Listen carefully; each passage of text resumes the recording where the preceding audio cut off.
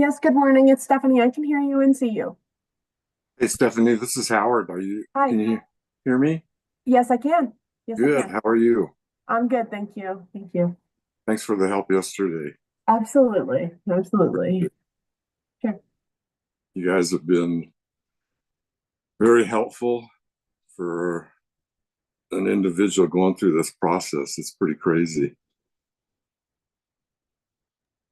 Hey Matt, Hey, good morning. How are you? I'm doing good. How are you? I'm doing well, thanks. Kind of testing the audio in here. Yeah, same here. It's kind of nice not having to drive into Denver. Yeah, I got a fixed one over here. It's nice to see you.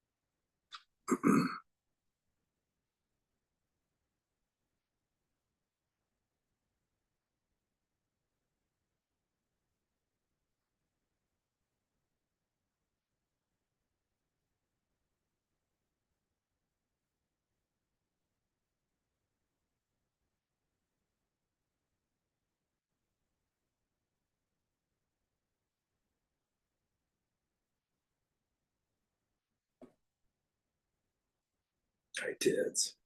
How you doing, buddy? Hmm?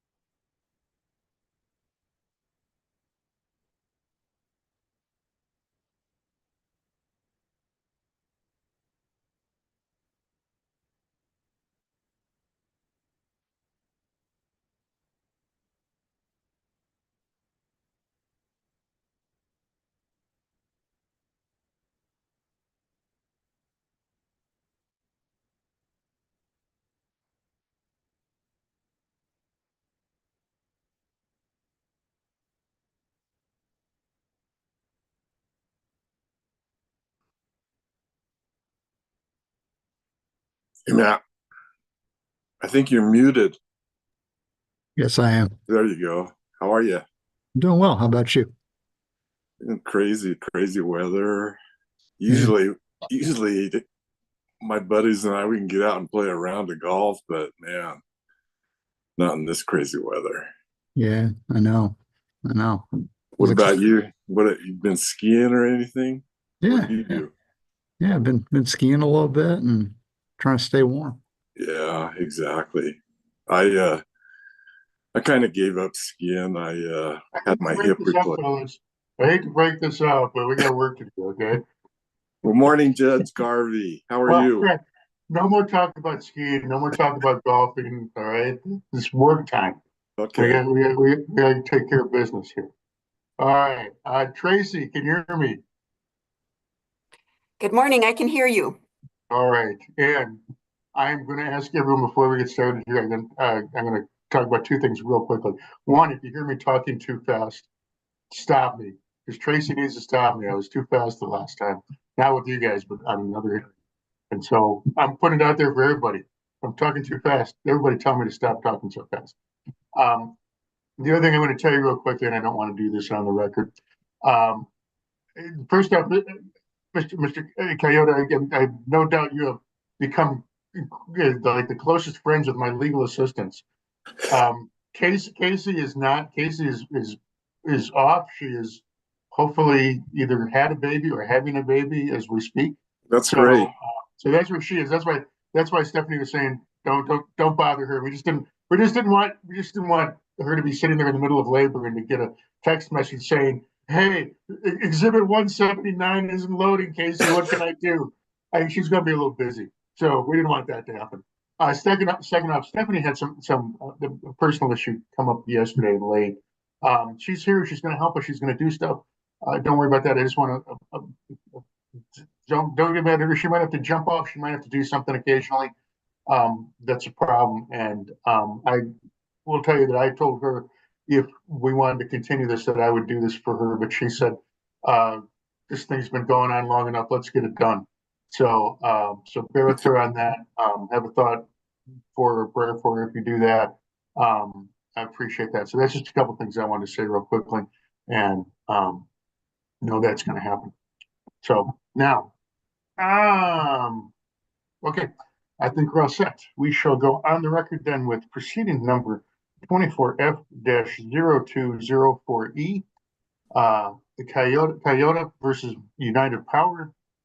This proceeding comes on for a evidentiary hearing, and I'll start with appearances. And as the complainant in this, if you just state your name and who you're representing here. That's Mr. Yeah, my name is Howard Yes. Kiyota. I'm representing myself. Good enough.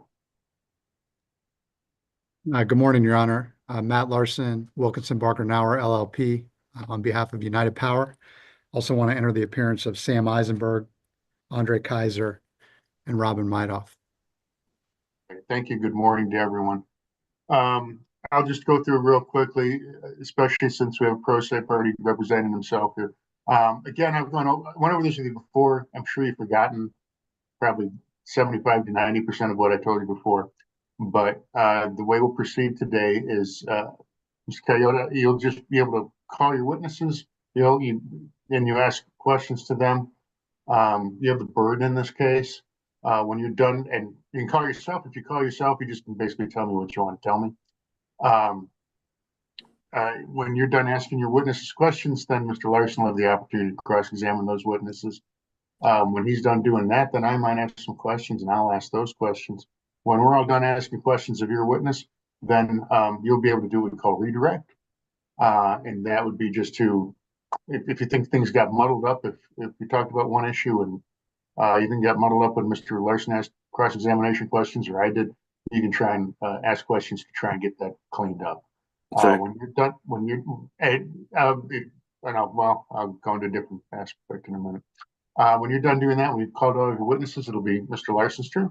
He doesn't have to do anything. You have the burden in this case, so it's not up to him to provide any witnesses. If he doesn't, that's up to him. But if he provides witnesses, then he'll ask any direct questions he has of them.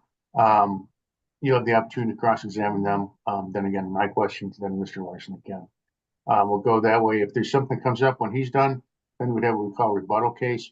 Or if there's information that came up that was new, that was something that was not there before that you need to address from his case, you bring it up. You can't redo your case over again. It's not an opportunity. It's not your second chance to do stuff. It's your first chance on stuff that's new. Sure. Okay. So again, if there's any questions on anything that happens that way during the period, just stop and ask me a question, and I'll be happy to answer that. Okay, thank you. No problem. Second off for me is the preliminary matter is if we have any stipulation. And by that, I don't just if the parties talked about exhibits, there's a lengthy list of exhibits here. And if you guys can stipulate to that, that's why I didn't want to get into the whole exhibit thing, because I think Stephanie might have said you guys, or she has a belief that you guys have stipulated to some or all. And so is that true to the addition of all the exhibits? Okay. Yeah, that's correct, Your Honor. And you know, in the interest of moving this forward efficiently, we have stipulated to the omission of all the exhibits. I mean, we do reserve our right to argue to weight that should be given to some of them, given the source. That's fine. That's fine. And so just for the record then, and I saw the last email, Mr. Kiyota, that you had with Stephanie, and I believe your exhibits go from 100 to 199 with the exceptions of 129, 192, and 196. Is that correct? Yes. Okay. So yeah, I was a little bit shocked last week when it's like, now I got to upload to box.com. Is that a new thing for the PUC? No, it's been in place. Really, it started a little bit actually before the pandemic. Okay. Actually, so, but okay. So let me just for the record then, exhibits 100 through 199 shall be admitted, with the exception of 129, 192, and 196, where I do not believe there is an exhibit with those numbers. And for UP, I have 200 and 216. Is that correct, Mr. Larson? Yes, Your Honor, that's correct. Okay, so exhibits 200 through 216 will be admitted. All right. Kiyota, do you have any questions that before we get started here? No, sir, Your Honor. All right, Mr. Larson, you all set? Just one preliminary matter, Your Honor. Sure. I believe Mr. Kiyota's witnesses that he's designated, all three of them are associated with United Power. Yeah. I want to flag that, you know, he did not go through the subpoena process. Nevertheless, we do have them here available to testify, but I wanted to note before they come on that they have limited knowledge about the facts and circumstances. We do have 4 witnesses prepared to testify in support of our report that can answer more detailed questions. Well, and let me ask you, in reading your report, Mr. Larson, it appeared to me that you don't plan on having it testify, at least unless there's questions about the report. Is that correct? Yeah, well, they're available for questioning Okay. from you, sir, or Mr. Kiyota, to the extent that he has cross-examination with respect to the report. We do not intend to do live direct with them. All right, Mr. Kiyota, you can present your case. Great. Good morning, Your Honor. Judge Garvey, I just want to say thank you for hearing my case regarding this electric service. So what I want to do, I want to present a STAR to you: situation, task, action, and results. So here's the situation. My name is Howard Kiyota. Mr. Kiyota, let me ask something real quickly. Is this an opening statement you're giving me, or are you testifying? I think it's my testimony. Okay, in that case, and the only reason I interrupt you there for that is then I'm going to swear you in. Okay. Okay, so if you'd raise your right hand, you swear affirm and tell the whole truth, nothing but the truth, on a felony of perjury. Yes. All right, go ahead. I apologize to interrupt. No, that's fine. That's fine. So my name is Howard Kiyota. I'm a longtime customer of United Power. I'm here today because of significant power quality issues that have arisen following a modification to my electric service lateral almost 3 years ago. I've had no prior electric issues in the 40 years I've lived in this home, but since this change, I've experienced multiple disruptions to my appliances systems, which I believe are due to the non-standard installation of the mixed wire electric service lateral. I retired from Excel after 30 years, I engineered gas and electric distribution subdivisions in Lafayette, Louisville, Erie, Timnath, Severance, and Windsor. I've installed 550 to 600 natural gas and electric service laterals. I had my own joint trench crew. I also managed wind source for Excel and negotiated 2,000 megawatts of renewable PPAs for Excel in Colorado, New Mexico, Texas, Oklahoma, and Minnesota. This is the homestead house where my grandpa Kiyota purchased in the early 1930s. Except for 4 years at CSU and 3 years in Boulder, I've lived here 64 years. I totally gutted, remodeled the house in the early 80s. New roof, windows, new insulation, new plumbing, new lighting, new wiring, new floors, new walls, new sheetrock. Due to new construction south of my lot, United Power changed my service lateral from an 85-foot overhead loop to a 220.9 mixed wire underground overhead loop. I never had one single electrical issue until United Power changed my service. Not one. Rather than pull each exhibit of the issues I've got, Stephanie, could you please pull up exhibit 100? Yes, just give me a second. So exhibit 100 lists all the events, and Your Honor. Kiyota, just gotta hang on one second. Let Stephanie get that real quick. Okay. But I just wanted to add in, if you go anywhere on the internet and put in power quality cause and issues, you'll get multiple websites that'll say, this is what causes this. This is the cause and effect. And for my case, Your Honor, I have to show the different causes and effects of what I'm experiencing. So you can see from this, I've got the event listed on the left. The exhibit number is next to there, power quality related, and then all of the power quality issues that could affect my service. And so rather than going through each one of those, I'd like to show some of what I'm experiencing. So Stephanie, could you please play video 193? Sure. The video will just take a couple seconds longer to load. Hold on. I'm sorry, you said 193? Yes, please. Okay.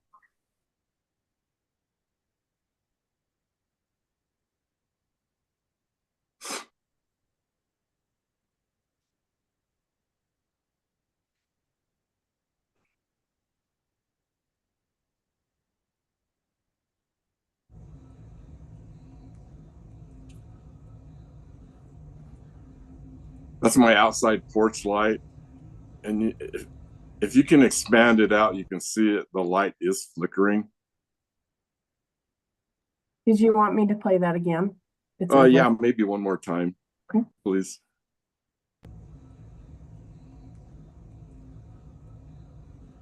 Yeah, that was a little better. Thank you, Stephanie. So now can you pull up video 194?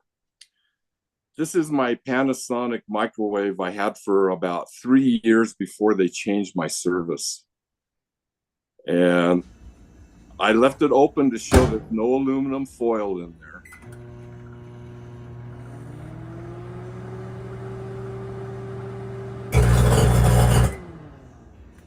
That's what my microwave does.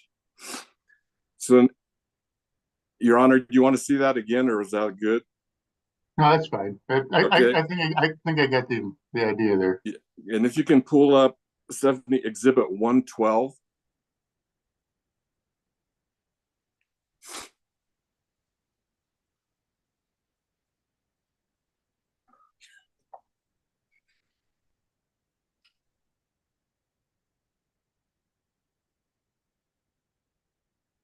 Uh, 112. So that's I'm just trying to figure out what would cause my microwave to arc and fail. And so that's where I'm getting, these are the power quality issues. The voltage spikes, sags, harmonics, electrical noise can all potentially damage electronic components. Steph, could you please play video 195 now?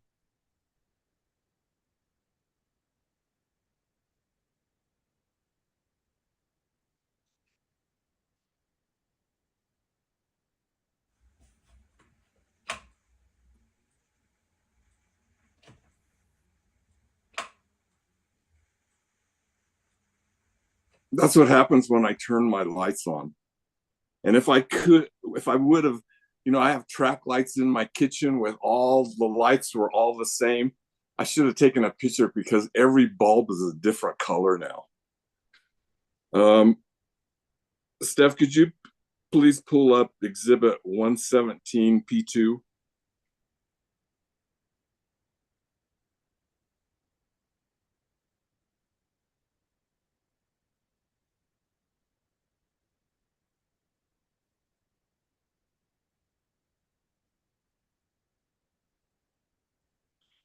Your Honor, this is my Sony home theater system.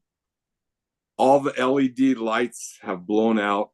There's only one light that works on the left. It's a power button. I can't tell how much volume there is, what channel it's on, what sound mode it is. All the LED lights have blown out. And I've also got a $800 Bose Wave radio that goes off all the time. It goes off at least 2 to 3 times a day. Sometimes it's more, sometimes it's less. Steph, could you please pull video 197, please?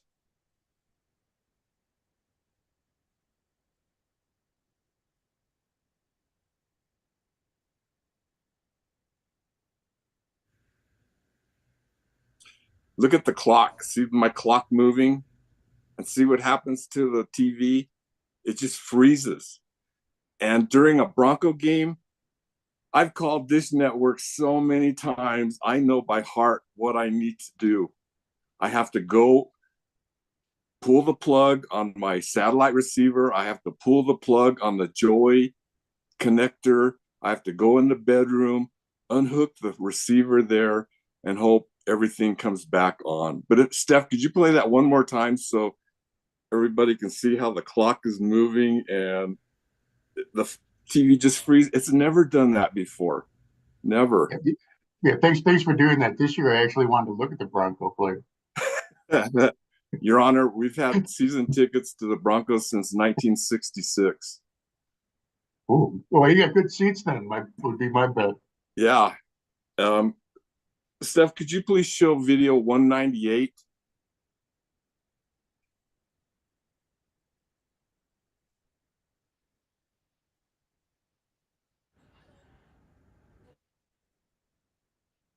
It was really short, so let me know if you want me to play that again. Yeah, if you could replay it, please. Thank you.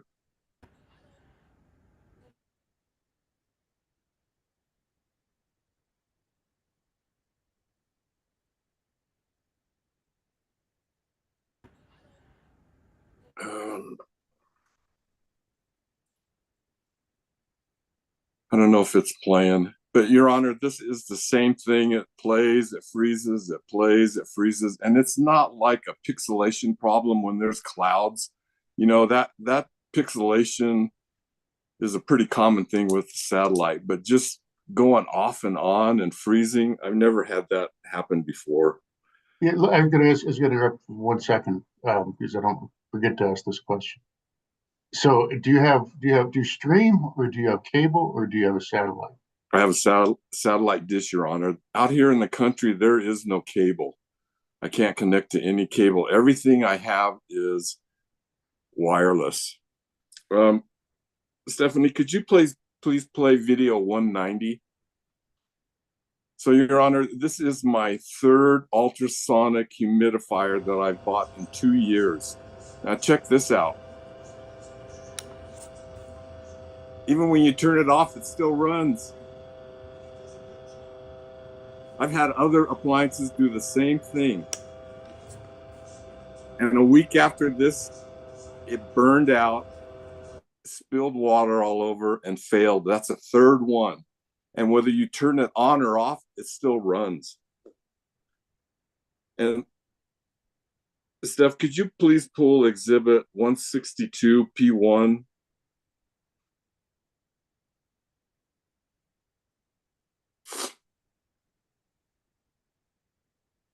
Your Honor, I've never had appliances that you turn off and they still run. I've never experienced that before. So, Your Honor, this is my yard. I have my pump. I have a water pump for my lawn and my garden. And That's what happened to my yard. Can you show 162P2, please, Stephanie?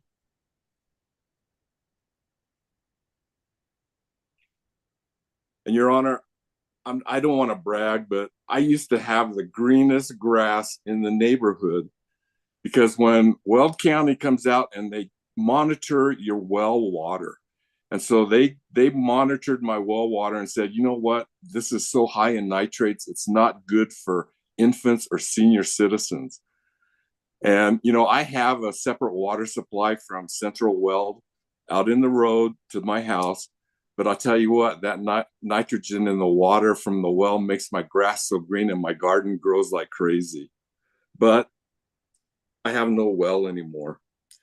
So, Your Honor, one of my things I did was Stephanie, could you pull up Exhibit 149, please?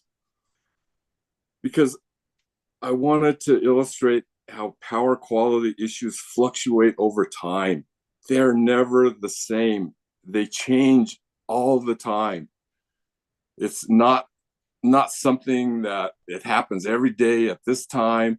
I mean, like my radio going off, one day it'll go off twice. The next day it'll go off 10 times. One day, one light will burn out. Next day, 2 lights will burn out. It's always changing. I'm on my 3rd ultrasonic humidifier. I've gone through 3 Wi-Fi units. Both my jetpack antennas have failed. My Christmas lights have failed in less than 2 months. My under cabinet lights and ballasts have gone out twice. I'm on my 2nd microwave. I got flickering lights in my bedroom. My Sony home theater's gone out. Front LED lights don't work anymore. And I don't even put up a Christmas tree this year because all the LED lights failed. I had a Christmas tree that had LED lights built into the tree. That failed. I went out and bought LED lights. Those failed. And Your Honor, I have to tell you, I worked in the semiconductor industry. I used to go to Hsinchu, Taiwan all the time. I'd come into work on a Wednesday. My boss would go, hey, you want to go to Taiwan? I go, sure. When you want me to go? Tomorrow. So I went to Hsinchu, Taiwan all the time to all these LED manufacturers, and they're so proud of what they produce. These are the brightest. These are the best. They'll last forever. If I told them I got some LEDs and they only lasted a few weeks, they would be shocked. And the other thing, Your Honor, I just want to let you know, I acknowledge there were phone calls, emails, text messages, personal visits with United Power. I just want to focus on one thing. This is my last interaction I had with United Power. I installed a rooftop solar PV system to take advantage of the production tax credit, and my major electric usage is in the summer because of the outside water pump I use for my lawn and garden. There's no water source from the house for the lawn or garden. It all comes from the outside pump. Steph, could you please pull up Exhibit 125P2? When did you have that installed? Excuse me, Your Honor? You mentioned something about having the solar on your rooftop. Yes. When did you have that installed? Do you know what year? About 4 years ago, Your Honor. Okay. You can see on the spreadsheet, it was in it started December of 2020. So for 33 months prior to 9/23, my bill averaged $33 a month. In the last 6 months of 2023, my bill averaged $89 a month. When I called United Power, no, I didn't get an electric car. No, I didn't get married. No, I didn't adopt 5 kids. Nothing changed. So what I did was I worked with Namaste at NREL to install solar in the parking lot up at the NREL's facility. I used Namaste to install my solar. I had to wait, but that was okay because when a solar installer has a wait, that means their people want to go to him. And that's what I wanted. I wanted someone very good. And I had faith in Namaste. So United Power was saying, no, there's something going on. So I sent Namaste photos of the installation. I paid them $250 to come out and check the issues that United Power found with their installation. 2 Namaste employees came out and looked over my entire solar system. The employee said there wasn't anything wrong with the situation. United Power is claiming there's a backfeed issue. So I asked Namaste to come out again and check, but they didn't think it was prudent to come out, charge me another $250 when they can see on my Solar Edge app that everything is working fine. So then I got a hold of Caesar from United Power Solar Building. He came out and we found an electrical draw on my pump. My pump wasn't operating. My pump wasn't turned on. I'm not watering my lawn in December. So in 2022, after they changed my service laterals, the fuses on my pump blew out. I replaced both fuses and the pump worked. A couple of months later, the pump started pulsing. My electrician checked and replaced the regulator, but the pump started pulsing again. It never did this in 41 years. Now when the pump isn't running, there's an unknown draw, which changed my average bill from $33 to $89 a month. So now when I leave the breaker open, there have been no issues. Steph, could you please pull up Exhibit 160?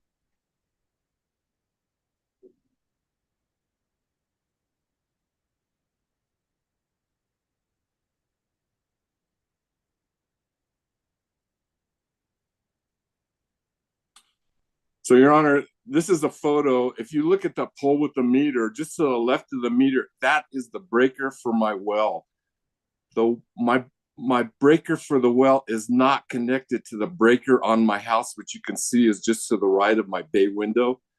So United Power is saying I got problems in my breaker. This well's not even connected to that breaker. It's separate from the house breaker. And Steph, could you please pull up Exhibit 161? So United Power, they're claiming I've got wiring issues in my house because of the age and rodents. My pump has a separate breaker, which you can see in this photo. And then you can see the break, my pump, it's just to the right of the tree there.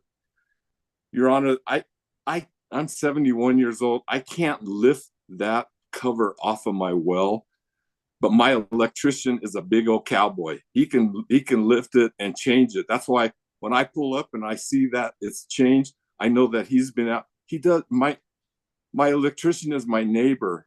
We're friends. He comes out and checks everything in my electric. If I need something, he's there to check it. I even have the code to the gate to get into his building just down the road. You know, he takes good care of me. So United Power did offer to have an electrician from Ward come and check my pump, but I didn't reply because when I called United Power's customer service to follow up on what Caesar and I had found with the mystery draw outside my water pump, I was told, this is your problem. This is not our problem. So, you know, that kind of wasn't what I wanted to hear. But you know what, Your Honor? She was right. I've been dealing with these issues for over 2 years, and nothing United Power has done has resolved anything. So now it's up to me. So that's the situation. So this is my task. I'm now tasked with understanding what caused these issues. After researching, I identified the potential cause, the mixed wire service lateral installed by United Power. I believe this configuration as installed is non-compliant and improper, which has led to the ongoing power quality issues I've been experiencing. The only physical thing United Power did was to replace a 25 kVA pad-mounted transformer with a 50 kVA transformer. United Power told me when they were going to make the switch, but they didn't tell me why they were making the switch and what expectations they expected after making the switch. I did not request this transformer change. Steph, could you please pull Exhibit 132?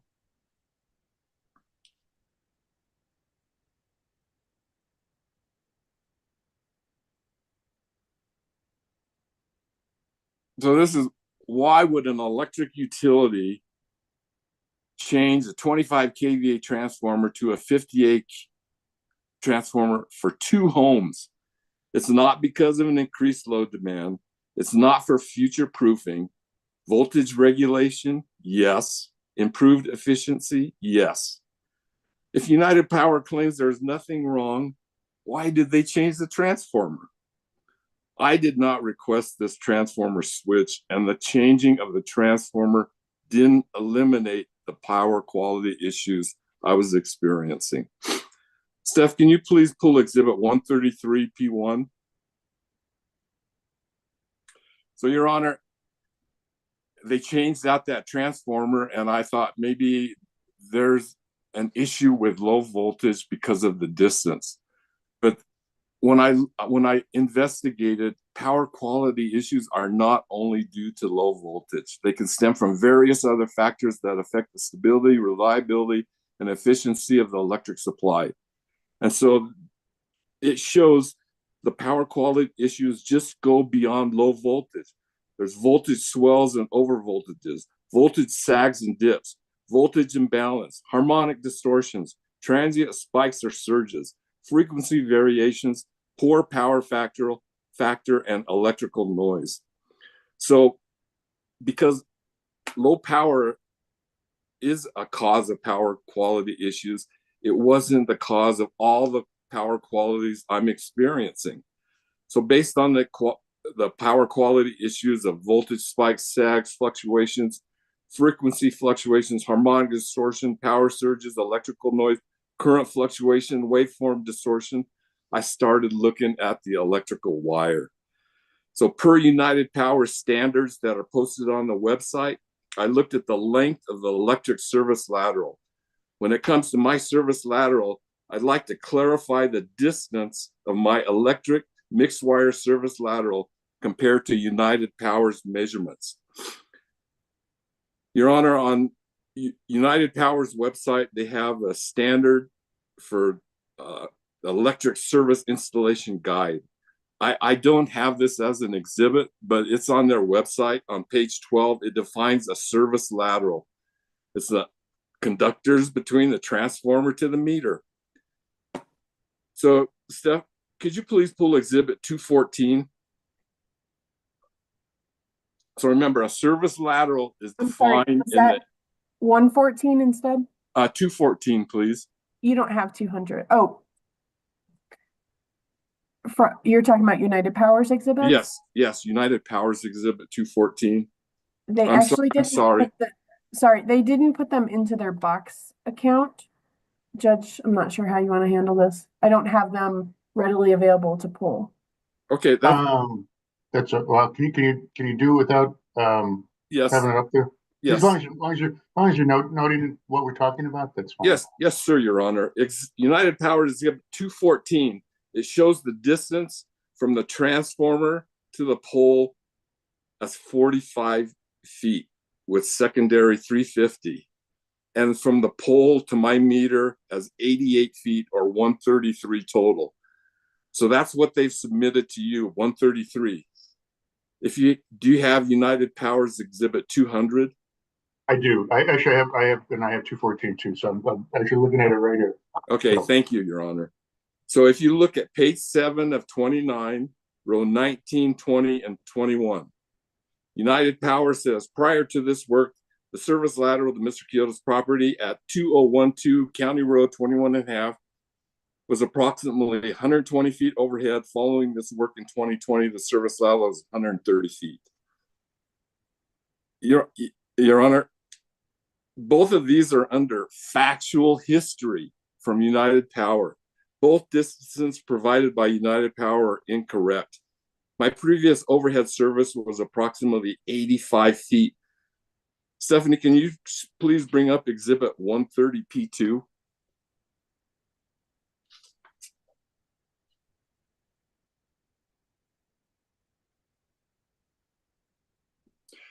So, Your Honor, if you look to the right of these trees, you'll see a little V opening. Stephen Mitchell is my tree trimmer, and he would stop by every 2 or 3 years. He stops by every year just to say hi to me. And I told Mr. Mitchell, I do not want a snow-laden pine branch to fall on my electric overhead loop. And so I want him to keep that area clear. So he would come and he'd trim. You could just see that little U shape between the trees there. That's where the pole and the transformer was. That's 85 feet away, not 120. And so, you know, under United Power's got all this false information under their factual history. They don't even have my address correct. They've got me at 2012. I don't live at 2012. And United Power also says my current service lateral is 130 feet. It is 220.9 feet. So if you could pull, look at United Power's Exhibit 200, page 21 of 29, row 5 and 6. The total length from the transformer to the meter is 160 feet. Rows 8, 9, and 10. The total length of the 350 is 72 feet. The secondary is 88 feet. That's how they get the 160. But Your Honor, they've provided the PUC with 3 different lengths: 130, 133, and 160 for my service lateral. I mean, I can go with the 130, 133. That's, you know, that's within close. But 130 to 160 versus 290. Stephanie, could you please pull Exhibit 130P1? So, Your Honor, I'm an avid golfer. I've got one of the best laser rangefinders you can buy. This thing is accurate to within 0.01 of a yard. So if you look at this picture, Your Honor, you'll see at the very bottom is my house, and at the very top is the new house. And so from the transformer to where that pole is, the pole is just in the left triangle. From the transformer to the pole is 81 feet. I measured that with the laser rangefinder and with 100-yard tape. I've got the pictures to show it, but I didn't have time to pull that in as an exhibit. If you go from the transform for the pole where the 350 goes up and the overhead loop over to my house, the pole to meter is 90 feet. And then down the pole to the meter is another 19.6. So it's a total of 220.9 feet. So it's measured with a Bushnell Pro X2 laser rangefinder. It's the best one you can buy. Let's see. So Stephanie, can you please pull Exhibit 155?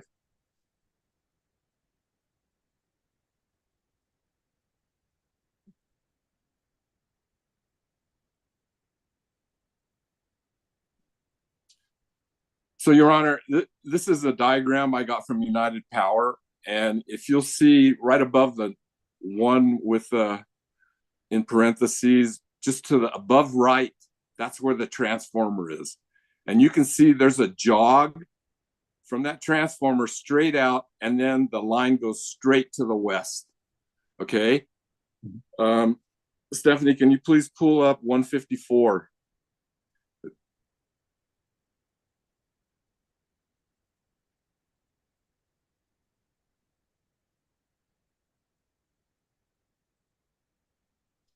So, Your Honor, this is to show, if you look in the middle of the screen, way in the back, that's the transformer that United Power pulled the power from.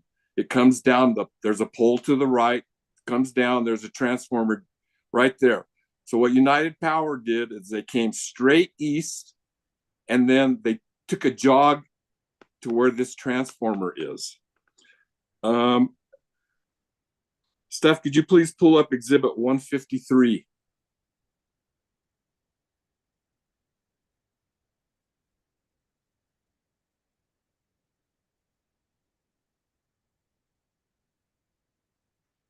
So, Your Honor, here is the 50 kV transformer, and it's hard to see from the branches, but it sits right outside the front door. And if you look to the left, there's a storm drain outlet. Let's see. Steph, could you please pull up Exhibit 157?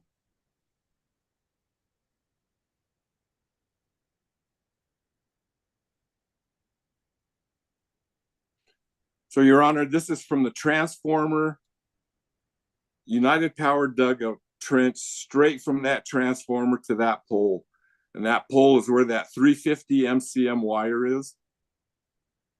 That distance from that the transformer wires, they're not connected on the ends of the transformer. The wires are connected in the middle of that transformer box.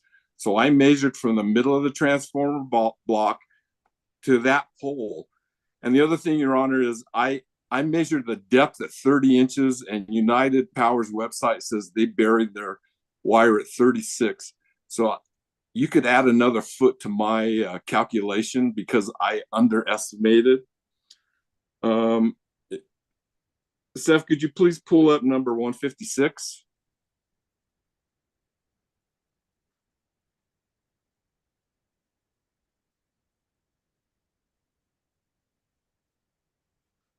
So this is the new house they built. United Power installed a service lateral from that transformer. It's about 90 feet, and all of it is underneath a driveway.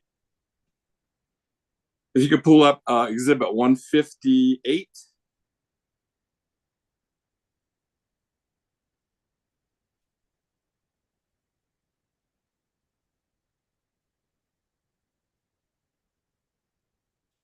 So if you might need to pinch this out, but I just wanted to show United Power installed 3 service laterals underneath 37 inches of somebody's driveway.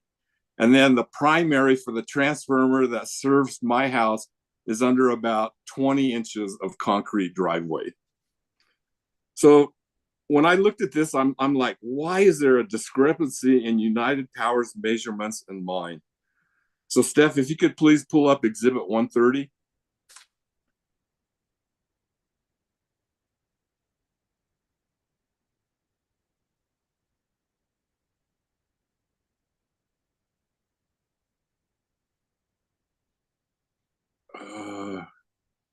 Wait. Oh, sorry. Could you pull up exhibit 130P3? Sorry.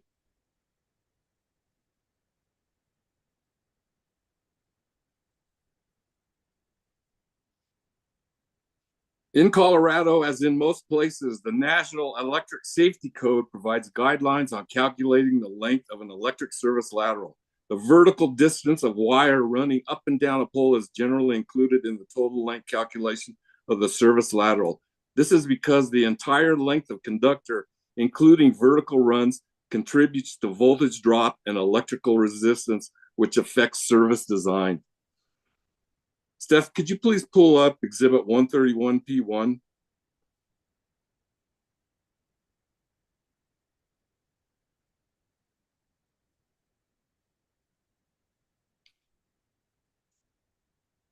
So these are the reasons to include wire going up and down the pole: safety and compliance, utility responsibility and service termination point, accurate sizing of equipment, cost allocation, clear boundaries for customer responsibility.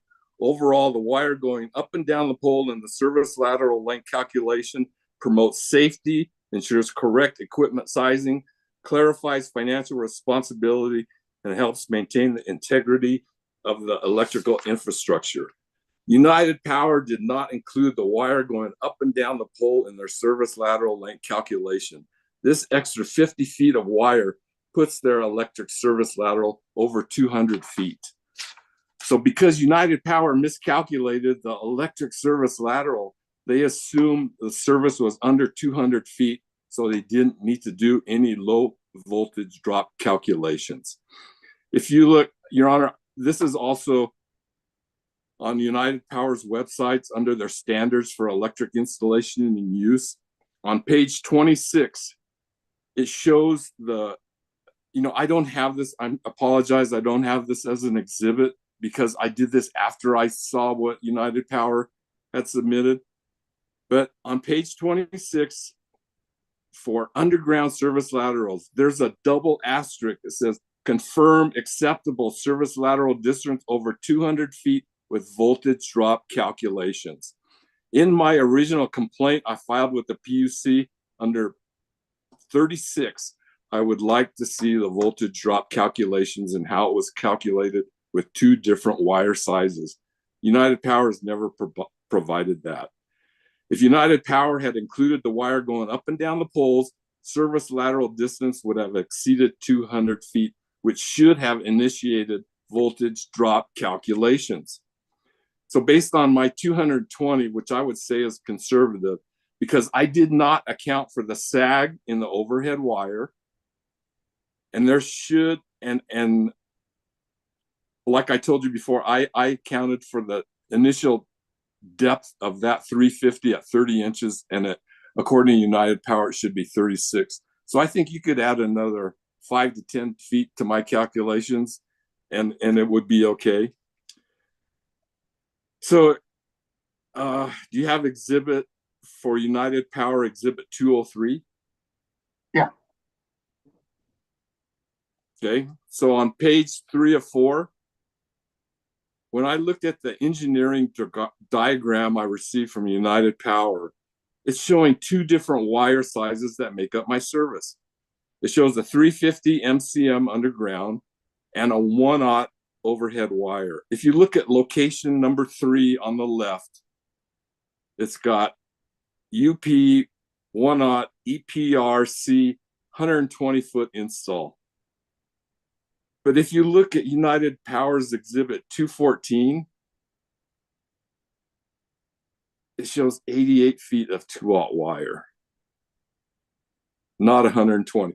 And Your Honor, this is when I submitted this engineering diagram to ask to have a PUC engineer look at the wire sizes.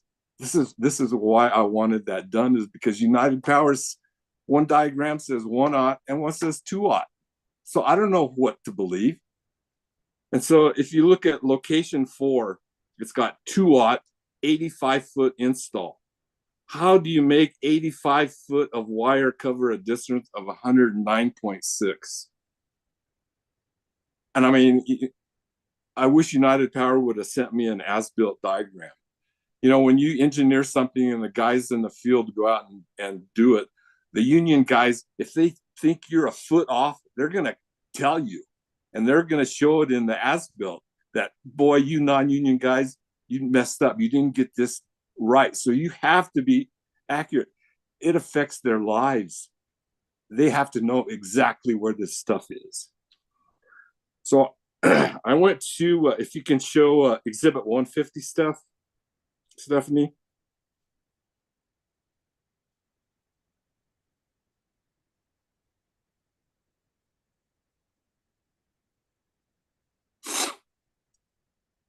So let's see.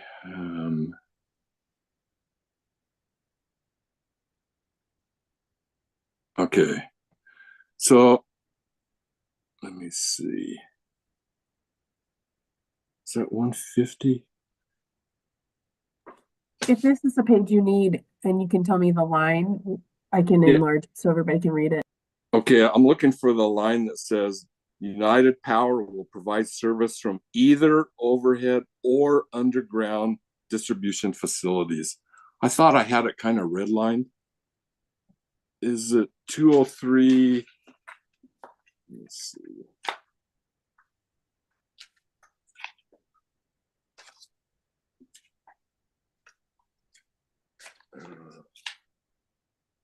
It's right here at the top.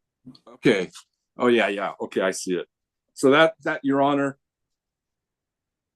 United Power says they will provide service either or. There is no reference of a mixed wire underground overhead electric service. So Your Honor, that's what situation task. And so here was my action.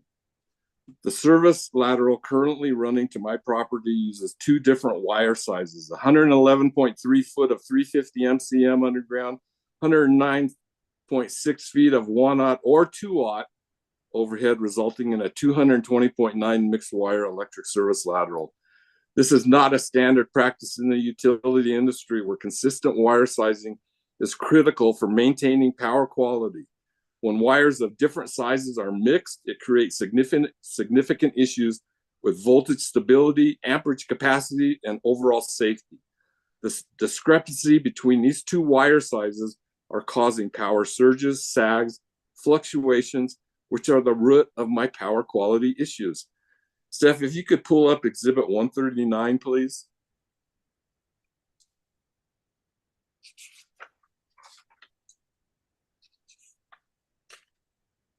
So, Your Honor, my goal here on these next exhibits is just to show that it is not standard practice. It is not standard utility practice to install two different wire sizes for an electric service lateral. Utilities use a single uniform wire to maintain consistency in electrical capacity, resistance, and load carrying capacity across all conductors. Using different wire sizes can lead to uneven current distribution, increased heat, and potential safety issues, which can compromise the reliability and safety of the service lateral. An engineered solution might include a different wire size, but this is carefully calculated and not typical for a standard residential or commercial service. Your Honor, I'm not saying you cannot use a mixed wire. I mean, there are applications where it could be used, but what I'm saying is it has to be an engineered design. You can't just combine anything you want. Steph, could you please pull up Exhibit 141P1? While she's doing that, Mr. Kiyota, real quickly, and I'm going to ask this question while I'm thinking of it, because that's exactly the question I was going to ask you. Can you think of a reason why they would do that? Why they would use the mixed wire?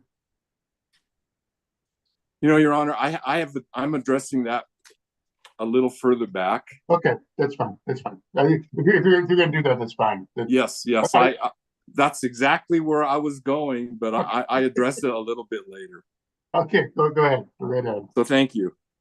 So here in Exhibit 141 is utilizing 111.3 foot of 350 MCM combined with 109 1/0 or 2/0 for a 220.9 service lateral. Common utility practice? No, it is generally not common utility practice to mix 350 with 1/0 in a single 220 service lateral. Utilities typically aim at consistency in conductor size along a service lateral. And so if Steph, could you please pull 141P3?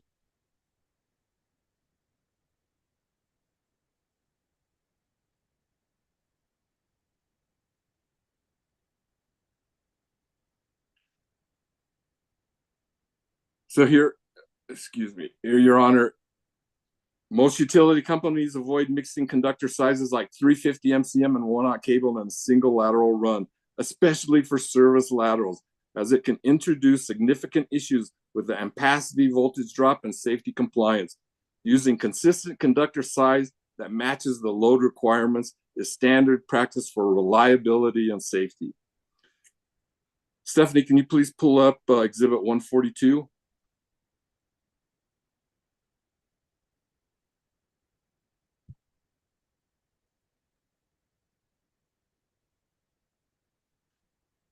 So, Your Honor, in the towards the bottom, the NESC utility standards and often the NEC require consistency in conductor sizing, rating, and application to maintain a uniform standard of safety and performance. Mixing such different conductor sizes over this distance does not meet typical code or utility standards, as it introduces reliability and safety issues that these codes aim to prevent. Stephanie, please, can you pull up Exhibit 140?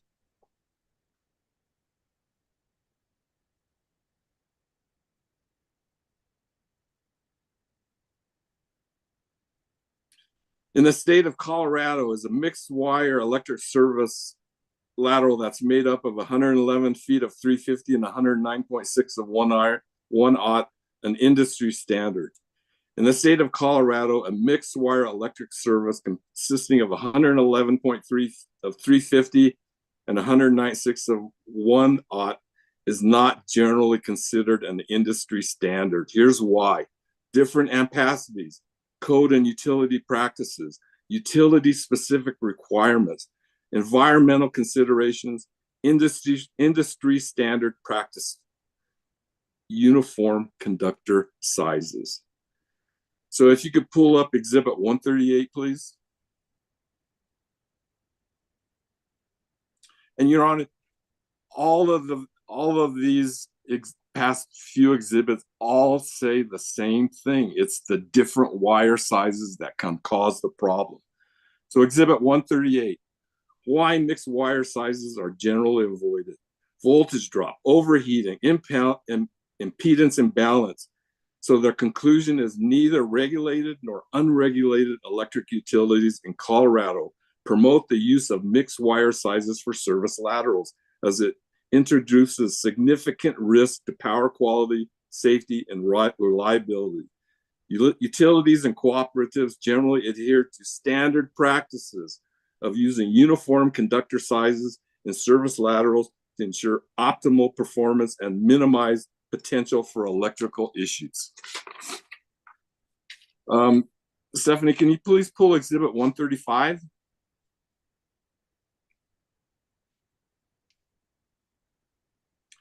You know, Your Honor, I also, if this is the mixed wire is a hybrid, so I just with a hybrid, I call it a hybrid instead of a mixed wire, and it's saying the exact same thing. Mixing 350 MCM underground to 1/0 overhead for a service lateral can indeed cause power quality issues due to increased voltage drop, capacity mismatch, and potential heating in the smaller conductor. To ensure stable and consistent power quality, it's advisable to use a single appropriately sized conductor type for the entire service lateral length.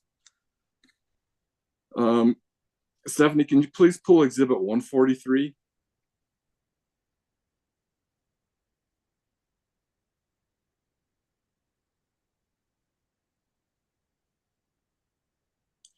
So in Exhibit 143, in the state of Colorado, does the NEC and or NESC endorse the use of mixed wire in electric service laterals? And Your Honor, you know, I understand the NEC is past the meter, and NESC safety code is from the meter on the other way.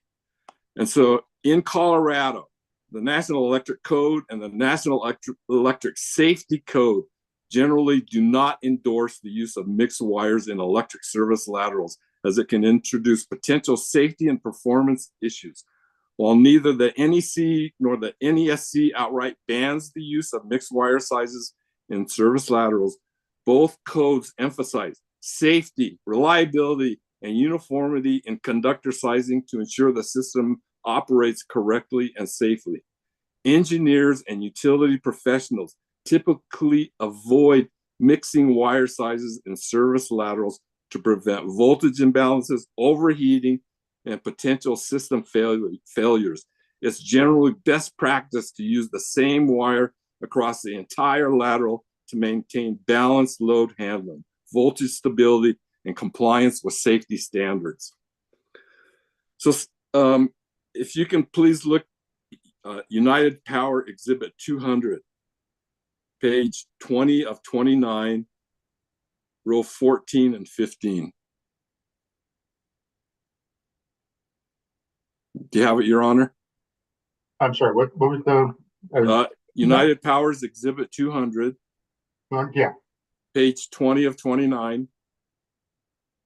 Got it. Row 14 and 15.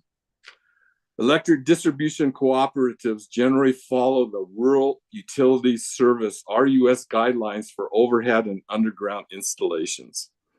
So you know what? I went and looked. RUS, and I don't have this as an exhibit, Your Honor.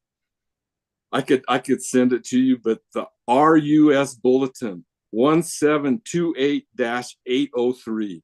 It has service lateral guidelines. It's this is from what United Power said they used, RUS guidelines. So in their guideline bulletin, service lateral guideline requires proper sizing of conductors based on load calculations and voltage drop considerations. Include requirements for transition points between underground and overhead connections. This bulletin does not specifically promote or restrict the use of mixed wire sizes in service laterals, but emphasizes the importance of proper design to ensure safety, reliability, and compliance with the NESC and the NEC. So if you look at United Power, the same exhibit, only page 21, row 3. So it says, based on the standard equation used to calculate the appropriate distance for service drops. United Power doesn't show me any calculations. I don't see anything to say these are the calculations. They have a system design team that looks at all of this stuff. So I'm like, where are United Power system design team's calculation? I requested this in my original complaint. You know, there's so many questions I'd like to add. Did they follow the NESC mandates that splices for mixing overhead and underground wirements have certain requirements? Did they follow those requirements? Can you show me, you know, I would like United Power on their exhibit 203, page 3 of 4. Can they show me where either a compression or mechanical connected, on their engineering diagram, can they show me where either compression or mechanical connectors were listed and which one was used? This is what the NESC requires for a mixed wire connection. And how was the overhead portion weatherproof? The NESC has requirements: vinyl electric tape followed by a layer of rubber mastic tape to seal. So is United Power following all these NESC requirements? So Stephanie, can you please pull exhibit 172? So Your Honor, what I'm doing, United Power didn't show any calculations, so I did them. I did the voltage and ampacity calculations for the 350 and 1/0, 350 and 2/0, and 350 and 4/0. And the final recommendation was 350 and 250 MCL. It is exactly what everything I've shown shows. The voltage drop for 111 feet with 109 for a 220 mixed wire. Using 1/0 wire, the voltage drop exceeds the recommended limit of 3% for service laterals. The 1/0 is at its maximum rated capacity, which could cause overheating with continuous loads. So, Steph, could you please bring exhibit 174?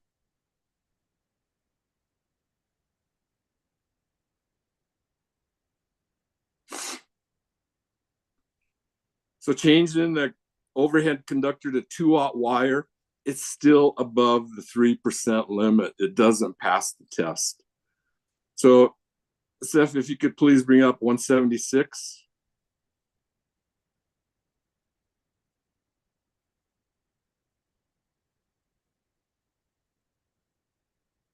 So this is using a 4/0 overhead wire, and it still is above the 3% limit.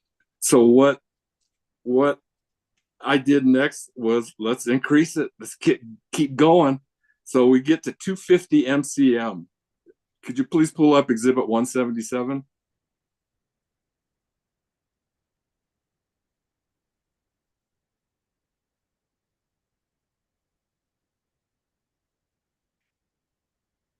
So if you increase the overhead to 250 MCM, the voltage drop is just slightly over the 3% limit, but it's acceptable in many cases. The 250 MCM overhead should satisfy both ampacity and voltage drop in a 220.9 service lateral. So, Your Honor, when you mix big and small wires, that's not good. But when you mix wires that are of equal size, the calculations are like, yeah, that's fine. You can go ahead and do it. So if you look at United Power's exhibit 200,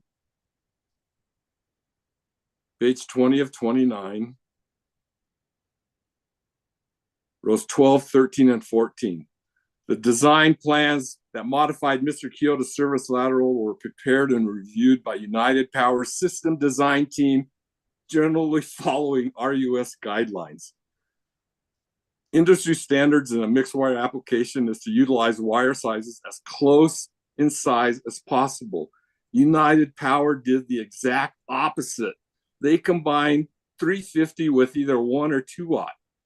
The large disparity in wire sizes creates a difference in electrical resistance between the underground and overhead portions, which can lead to power quality issues. If you also look at Exhibit 200 on page 21 of 29, rows 16 and 17. United Power says use of different wiring sizes in the circuit serving the residents is improper. That is not correct. Mixing wire sizes is a common utility practice. Your Honor, I've spent 3 months trying to find someone else that installs a 220-foot electric service lateral. I can't find anything. There's nothing out there. Can you please pull up Exhibit 171, Stephanie?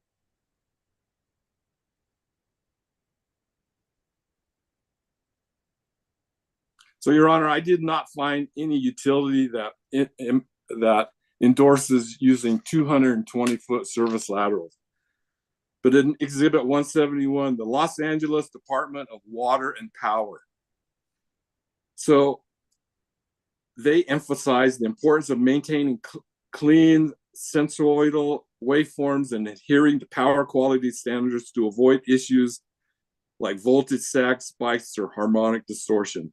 These factors can become problematic with improper wiring configurations, particularly in cases where there's a significant difference in the impedance or physical characteristics between different wire sizes. And if you look below that, Michigan's Public Service Commission, they focus on distribution system reliability and emphasize the importance of system design that ensures service quality and reliable. It is understood that mismatched wire sizes or other non-ideal configurations could lead to disturbances such as voltage drops or increased harmonics, which could result in power quality issues. The European Journal of Engineering and Technology, they did studies and they suggest that mismatches in network components such as wire size could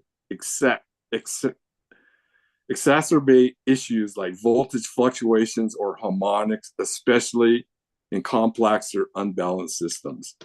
AI Publishing out of New York, they publish work on power quality management, focusing on strategies for improving voltage stability and reducing harmonic distortion in electrical networks. This research emphasizes the importance of network design, which could be influenced by factors such as wire size, layout, and conductor material. A mismatch in wire size could cause unbalanced impedances, resulting in potential power quality issues such as voltage sags, spikes, or increased harmonic distortion. So, you know, Your Honor, I also tried going to the wire companies that manufacture the wire, and well, they don't have any requirements for a mixed wire design. I couldn't find anything. So now I've given you my situation task and the actions I took. These are the results I'm looking for. So if you can pull up Exhibit 165, Stephanie.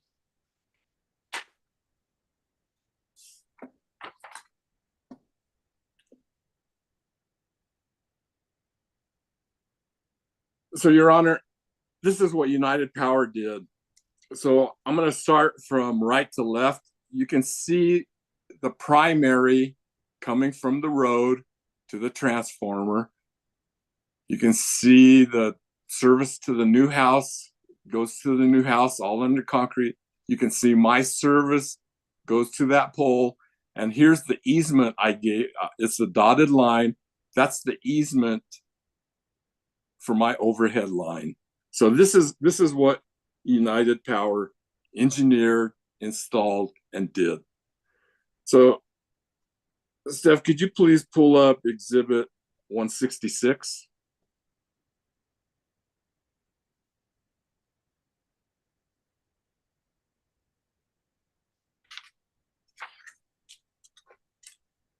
So, Your Honor, this is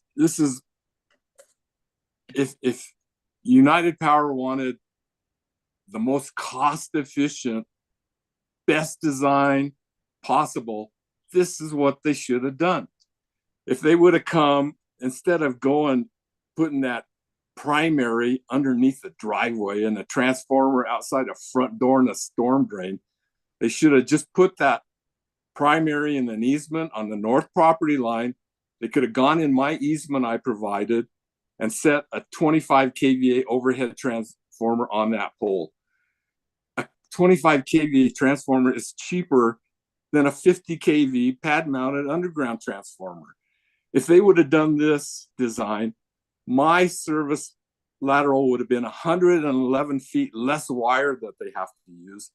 And they could come down that pole, go to the south, and go to the neighbor's new house. That would have cut 25 feet off of that design. So they would have used almost 150 less feet of wire, and they wouldn't have to worry about a transformer getting flooded because it's put in a storm drain, or that they'd have to, all the issues with putting primary and secondary for new construction. United Power put it underneath a driveway. So Steph, could you please pull Exhibit 151?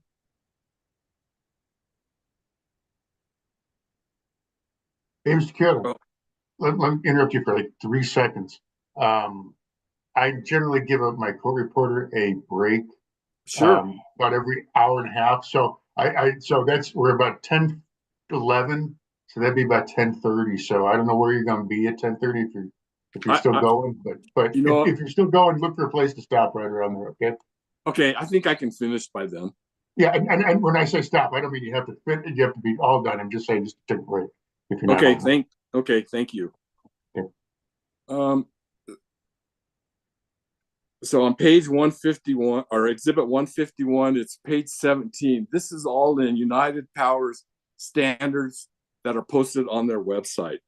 Members, underground distribution facilities will not be installed until the property is the final grade plus or minus 6 inches. Steph, could you please provide Exhibit 152?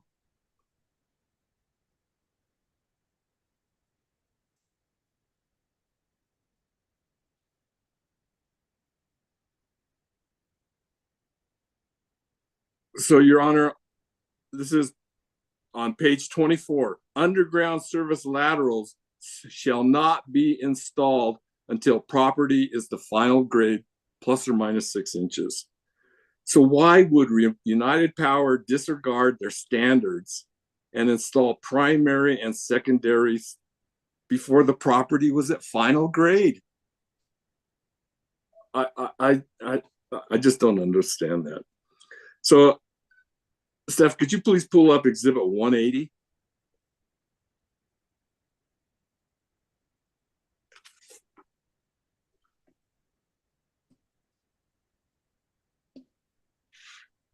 So, Your Honor, this is pretty much why would an electric utility should not install primary and secondary underneath a concrete driveway for new construction. Maintenance and repair challenges, access issues, impact on property, increased costs, repair costs, construction costs, risk of damage, load stress, potential cracking, code and safety concerns, code violations, fault conditions, utility best practices, easements preferred, avoid conflict, longevity and liability, decreased longevity, legal financial risk, alternative solutions are typically available. So I'm just curious as to how and why United Power justifies neglecting their own standards by installing the primary and secondary wire before the project is at final grade. And, you know, Your Honor, I would like United Power in their packet, they showed the easements, my overhead easements. I'd like to see the easements for my primary that goes to my transformer and my service lateral that goes to the pole. Did United Power really engineer, design, install, and have an easement for wire they're installing underneath the driveway for new constructions? They could have gone anywhere, but they decided to put the transformer outside the front door next to a storm drain and the wires underneath a driveway. And you know what, Your Honor? United Power, Matt was great. Matt Larson, he told me, hey, United Power is going to come out and they want to do some measurements. I was like, hey, send them over. No problem. That's great. Come. So they come over and I told her, you know, I got a laser rangefinder. And she's like, oh, I've got one. But she, instead of measuring 81, she came up with 45 feet. And, you know, I asked her, you know, doesn't United Power require a final recorded plat of the place they're going to design a system for? And she said, no, why do we need that? So I just, let me see. Steph, could you please pull up video 199?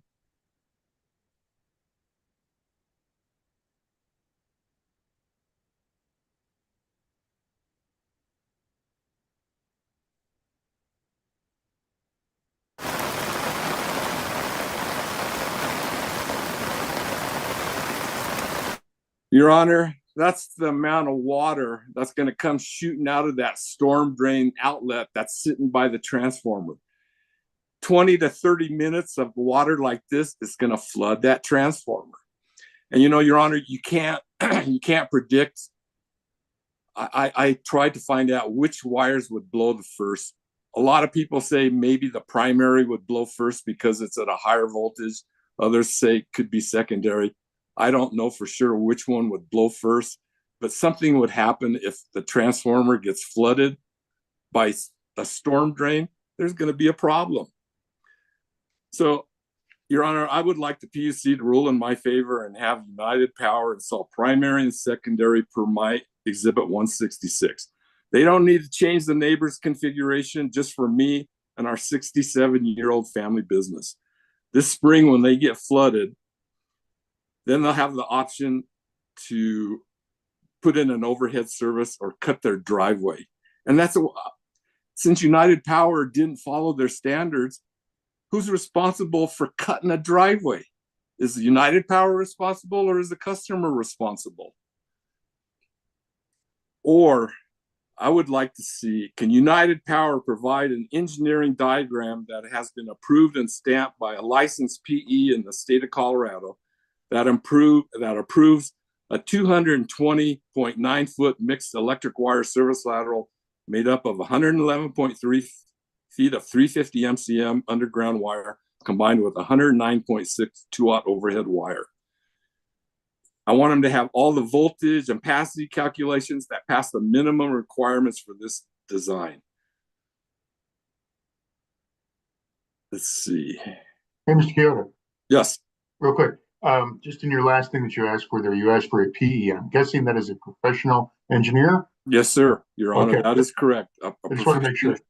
Because, you know, Your Honor, when their standards say we will install either underground or overhead, and there's nothing about a mixed wire, wouldn't that say, wow, this is different, we ought to have this looked into, instead of just doing whatever you want to do?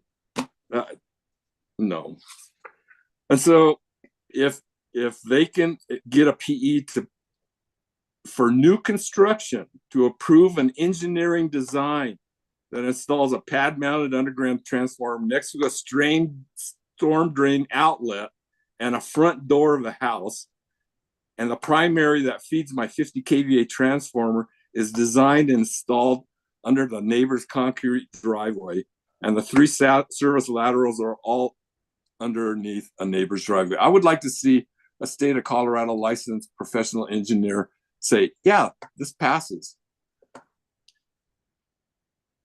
So United Power's installation of this mixed wire lateral violates industry best practices and safety standards as outlined by the National Electric Safety Code and utility guidelines. This installation is not just suboptimal, it is unsafe and non-compliant as it directly affects the reliability and safety of my electric service. So if you could pull up exhibit 164, Stephanie.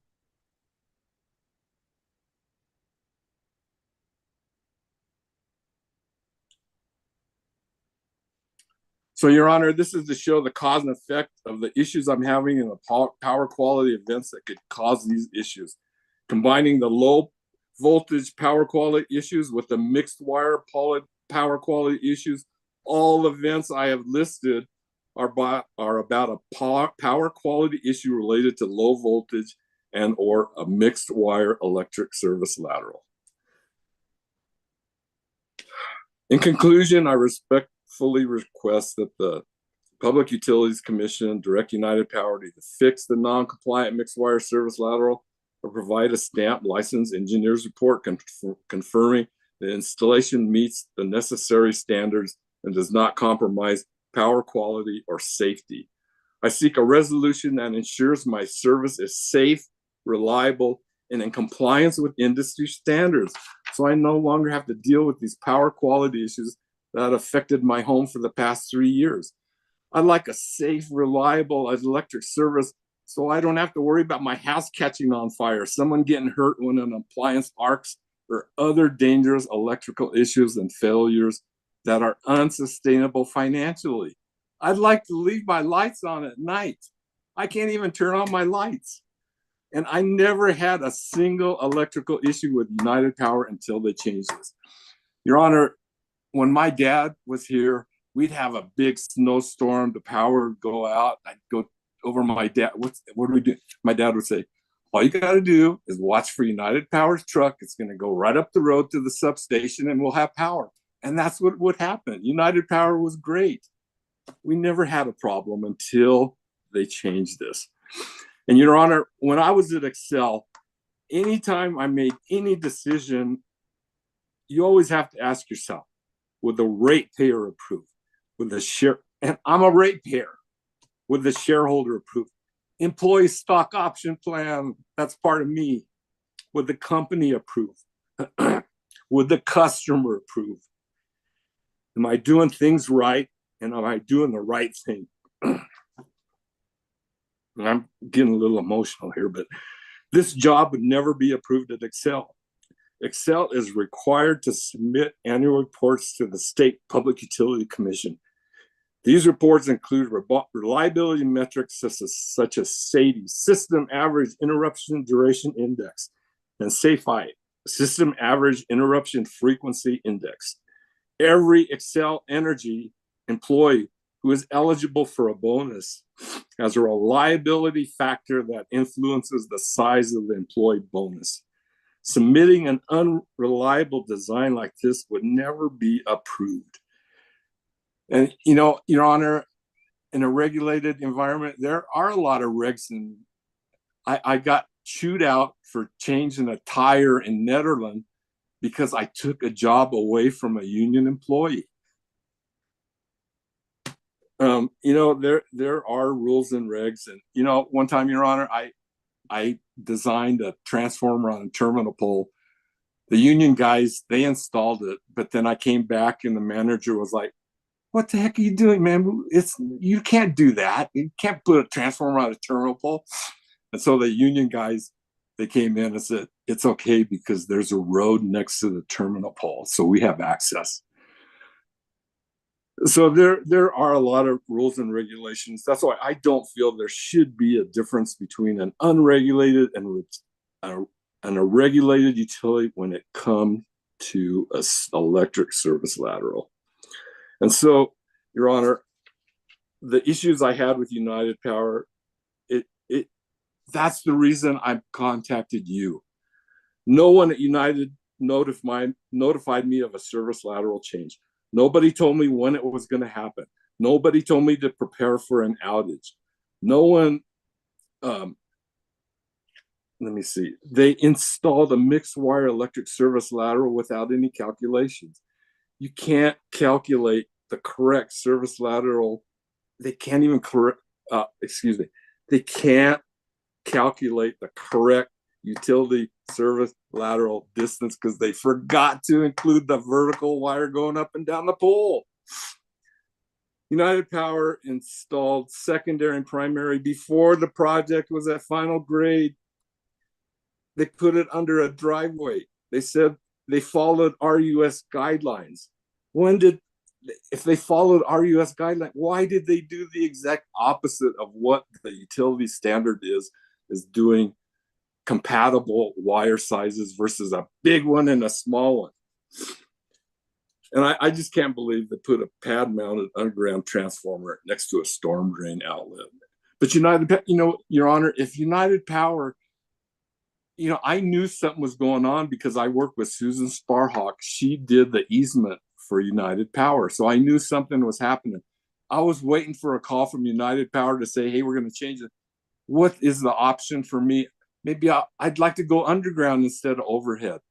But I know I'd have to pay for it, but they didn't even give that as an option. They didn't even talk to me.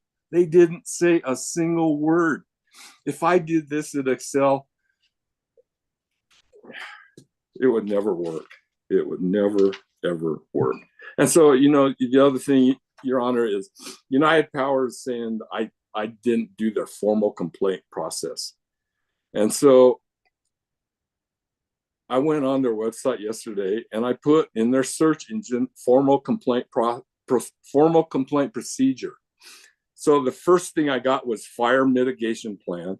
The second thing, new red flag fire prevention procedure. And the third was a utility complaint against Tri-State can proceed. There is nothing about doing a formal complaint. And here's the difference between 9 News, Steve on your side.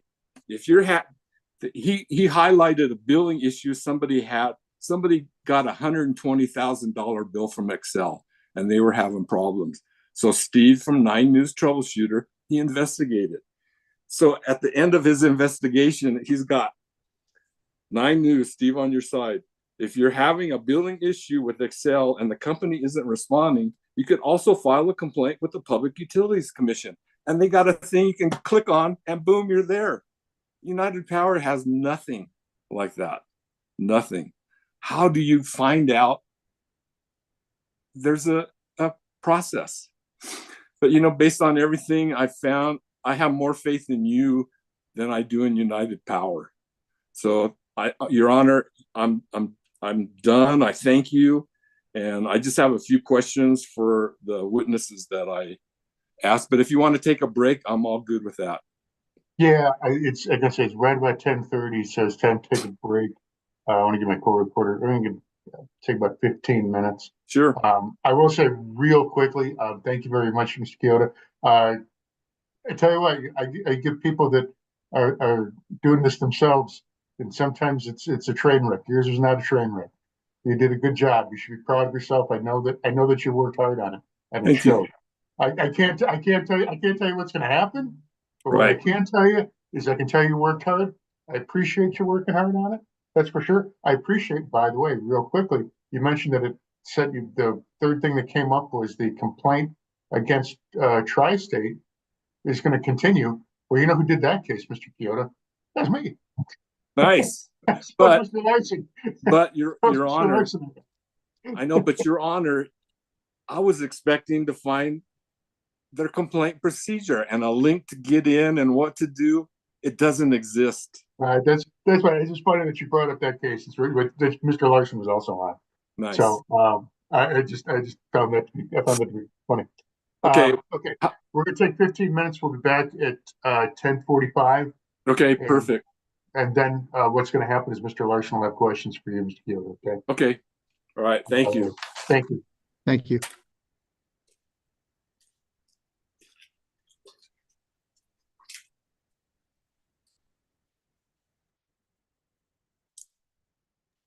Mr. Kiyota, you can. I don't know if you're on a phone or if you're on a computer, but you can turn off your video till we come back and your audio if you want. So Yeah, I'm okay. I'm just gonna. I don't want anything to go wrong it's fine. with what I'm experiencing.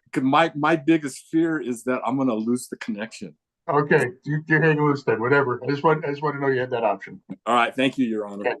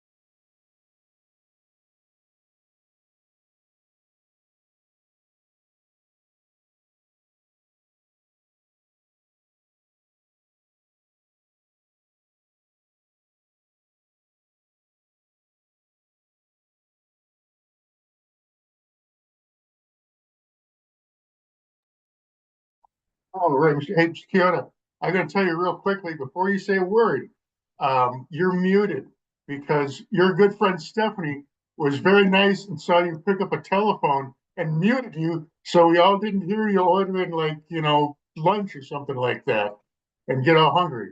So you gotta unmute yourself. Okay. There you go. Thanks, Stephanie. Your Honor. That's another thing. I just wanted to put kudos to Stephanie Kunkel, Casey Federico, and Allison Torvik. I wouldn't be here if it wasn't for them. Even though this is public utility commission, this ain't for the public. Well, we try. Seriously, we try. And I got to tell you, Mr. Kiyota, me neither. I wouldn't be here without them either. Yeah. They whenever there's a question about anything like that, I always say, hey, listen, direct it to them because they're the ones who are going to have to do it, and they know how much. Hopefully, they know how much I appreciate them. So, did you hear what happened? I try not to hear too many things that happen, so don't tell me what happened. No, I don't know where that's going, but we'll leave that where it's Your at. Honor, I sent Stephanie, Casey, and Allison a $25 gift card. Don't do that. Don't do that. Well, they sent it back. They sent it back. Thank you. And they said they appreciated. I'm not trying to bribe them. I just wanted to say, go to Starbucks, have a cup of coffee, and that's my thank you for helping me. Yeah. You don't listen. It's our job. It's what we do. They pay me every couple of weeks, and we're doing this stuff. So that's part of what we do. I hear you're a big gardener too, aren't you? I am a gardener. Your Honor, my family has had a 66-year-old greenhouse business. We do no advertising. It's people come. I'm not frequenting your greenhouse, Mr. Kiyota. Forget it. We're all business here today, okay? So don't even try and get me to buy a tomato plant. No, I want you to buy 20 of them. It's not going to happen. Okay. All right. We need to get back moving here. So we shall go back on the record with proceeding number 24F-0204E. And Mr. Kiyota, we are at the point here where you're going to have cross-examination. So the first thing I'm going to do is I'm going to remind that you're still under oath. Yes. And Mr. Larson, you can go ahead. You are muted right now, but. Thank you, Your Honor. All righty. Good morning, Mr. Kiyota. Hey, Matt. So for the record, my name is Matt Larson. I represent United Power. I want to start, if we could call back up Ms. Kunkel, hearing exhibit 164, which I believe Mr. Kiyota had on the screen 10, 15 minutes ago.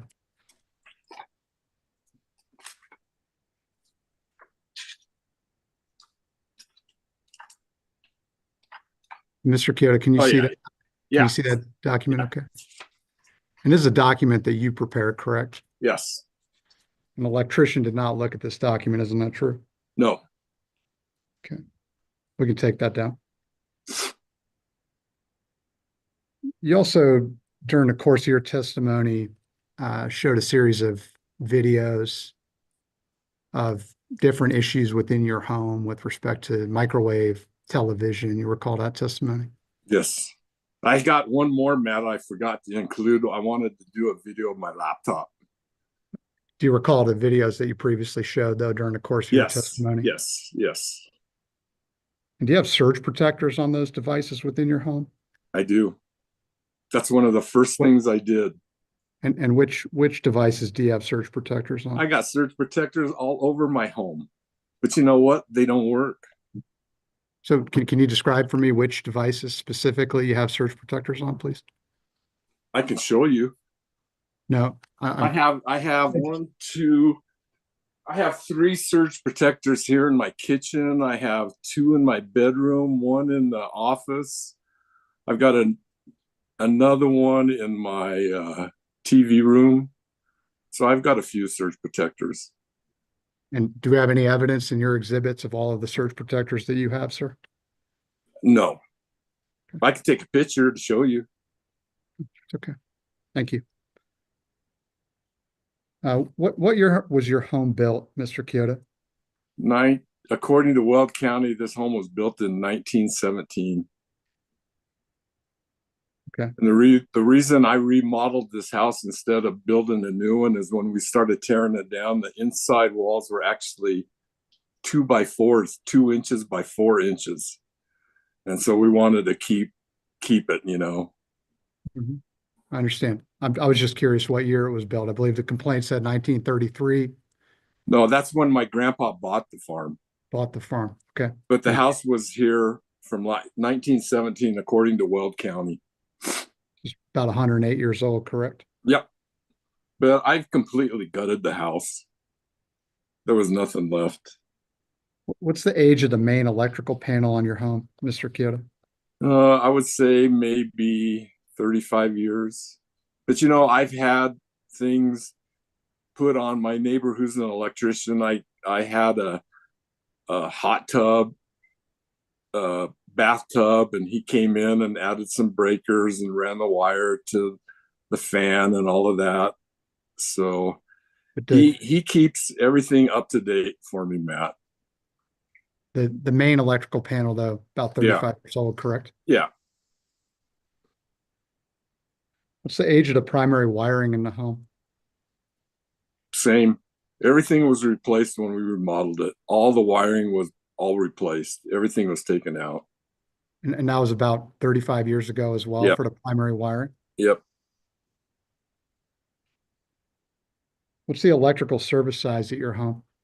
It's either a 150 or a 200. But you don't know for certain? I don't. I think it is a 150. 150.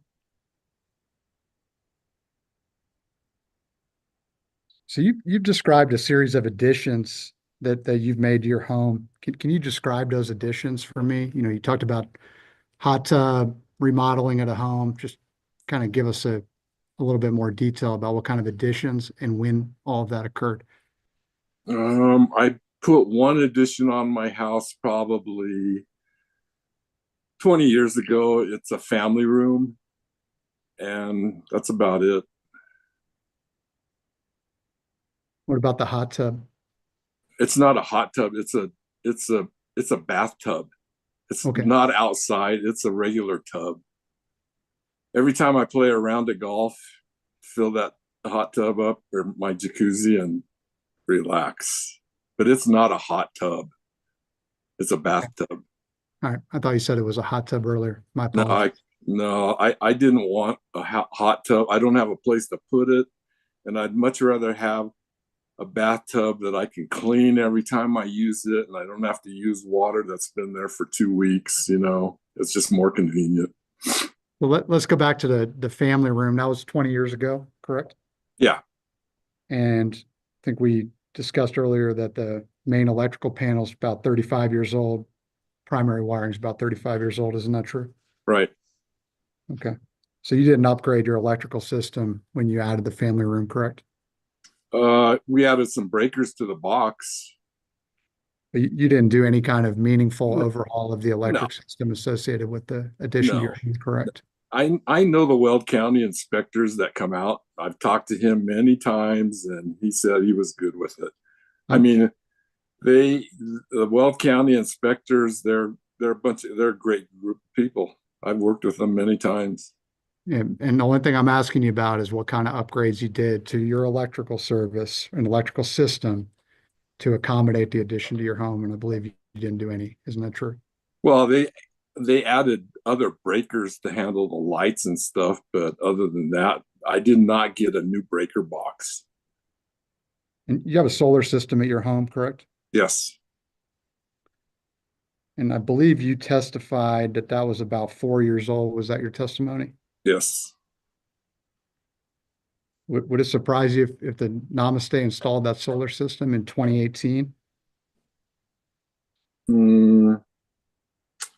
I don't have the exact date. I can get it for you, but I don't have it. I've got the contract and everything. United Power sized this system.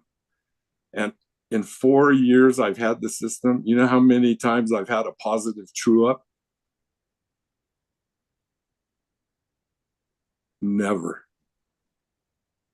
So with respect to the solar system in United Power's report, United Power says it was installed in 2018. You don't have any reason to dispute that, do you? No. Okay, and that was I mean, 7 it was years. working. The solar system has been working great. I never had one single problem until after my service was changed. Mr. Kiyota, I'm only asking you what year it was installed. That was the only purpose of the Okay. question. And I believe you and I agreed it was 2018, correct? Yeah, I can look at my documents to finalize and let's see.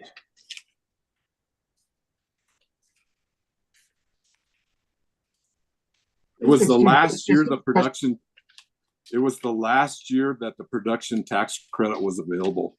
That's why I took advantage of installing the solar, because of the tax credit. And Mr. Kiyota, I'll just tell you real quickly, if you can answer a question, do. If you can't, don't worry about it, and try and limit to what the question is, okay? Okay, thank you. No Thank problem. you, Your Honor.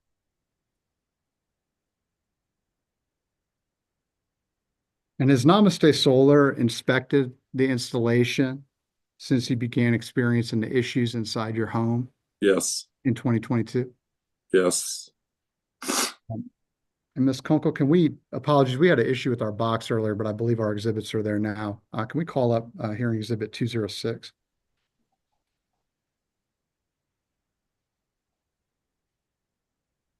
And that's in United Power's box.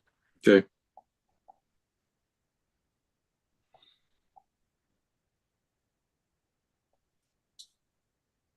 And this is a series of emails between you and Mr. Wilson. Have you reviewed this? Yeah, I remember with Yep. Sam, because it got to the point. I only asked you if you reviewed the emails. Yeah, I looked at this. Can we go to page 2, please?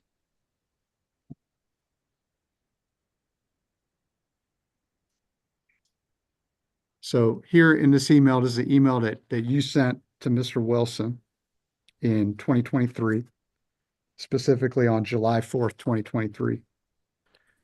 And in that email, you say that Namaste was here on June 14, presumably 2023, right? Yeah. You also say, and I'm going to quote from the email, and let me know if I read this correctly, I'm going to contact my electrician to get a cost to upgrade my service/breaker box. I know it's old. That's what your email says, correct? Yeah, it's 30 years old. I agree with that. I said that. Yep. And did you contact an electrician to get a cost to upgrade your service breaker box? No, I didn't, because I didn't think that breaker box was the problem. So apologies, step on you. No, it's okay. You have not upgraded the service breaker box, isn't that true? No.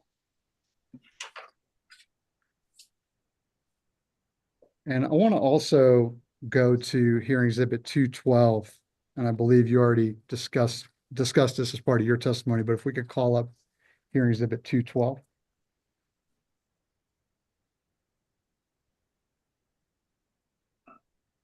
And if we could scroll down just a little bit.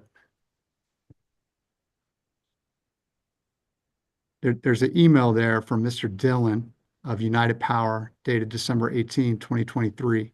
Yep. And it's to you. Do you see that? Yep. I mentioned that in my testimony. I recall that. And Mr. Dillon made an offer to have one of United Power's third-party award electrician. Yep. Mr. Kiyota, can I just finish asking my question and then give the answer? It'll make for a cleaner transcript, sir. Okay. Yeah, Mr. Kiyota, and the main reason to do that is, like I said at the beginning of the hearing, I got a court reporter that gets mad at me. Okay. So in order for her to be able to get everyone and get it all exact, wait for him to ask the question, then you can answer it, and then kind of limit it to what he asked to. Okay. Sorry. No problem. And in that email, Mr. Dillon denotes that he was given permission to bring an electrician from Ward Electric out to help diagnose the power quality issues past the meter, correct? Yep. And you never responded to that email, isn't Nope, that true? I did not. And you've never taken United Power up on any of its offers to have an electrician come out, have a troubleshooter from United Power come out at the same time. You've never accepted any of those offers, isn't that true? Well, the troubleshooter was out here last month. I'm talking about the troubleshooter and the electrician at the same time, an electrician that can work inside the home to Oh, look you at know, the issues past the meter. well, I'll tell you what, Matt, it's just like I said in my testimony after Adam made the proposal. I called customer service, and that's when they told me, this is your problem. This ain't our problem. So that's when I decided nothing has been done in 2 years. So I'm not going to have an electrician come. I'm going to figure this out for myself. So you've never had a licensed electrician come out and inspect the home, right? Well, when he did my bath, yeah, I've got a licensed electrician. He does all my work. He's the one that fixed my pump when it first started messing up. You've never had a licensed electrician come out at the same time as a United Power representative, even though United Power has offered that on several different occasions, isn't that Nope. true? Nope. I was just so frustrated. But and although you called customer service, you never responded to Mr. Dillon's offer to have Ward Electric come out, isn't that true? Nope, I didn't. Okay. And the service, change of gears just for a moment, the service lateral work was completed on September 2nd, 2020, correct? You know, I don't know, Matt, because nobody ever told me anything about it. I came home one day and saw the change. So why don't we call up, if we could please call up Ms. Kunkel, hearing exhibit 200, and if we go to page 8.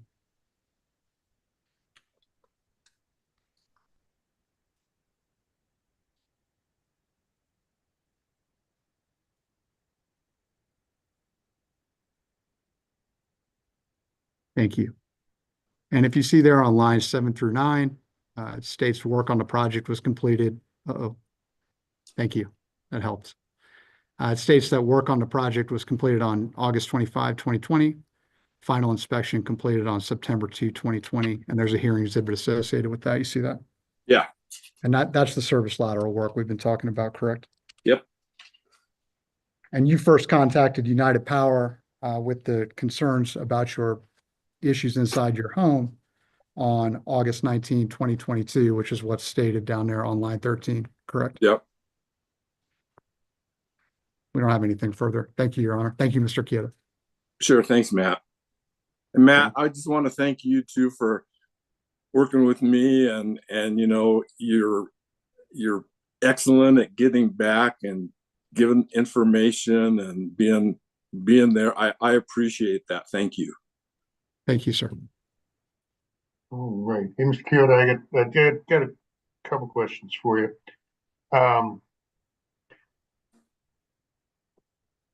Let's see.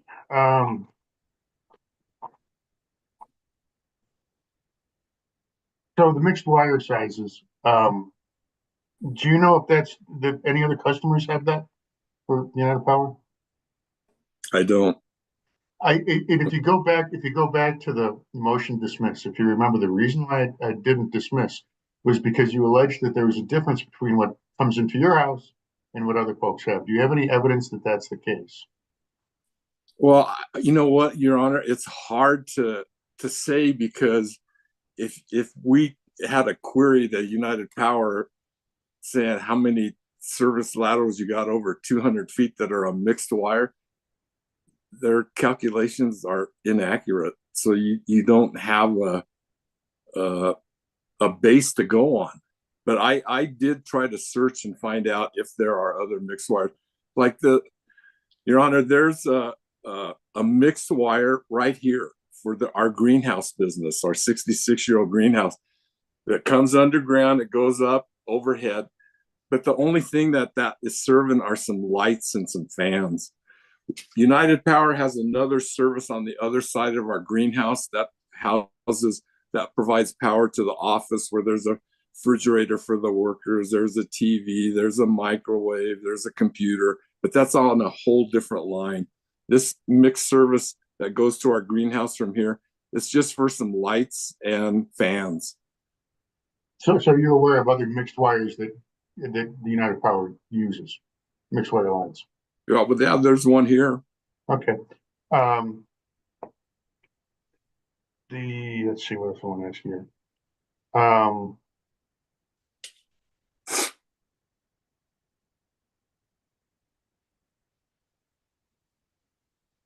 Could you, I'm gonna ask you before, is there any reason that you can think of why they would use the mixed wire? I have no idea why they would do this design, Your Honor, because based on all my experiences, that's not how you would design this. Because if it's good for the ratepayers, you want to do it for the least cost, but still do it efficiently. Is it good for the shareholders? Yeah, you want to make sure you utilize the best transformer, the best wire, all of that to make sure it's a good job. So let me ask a couple other things. So Mr. Larson alluded to it, and I saw in their reports, UP has come out there many times to your house. Yep. And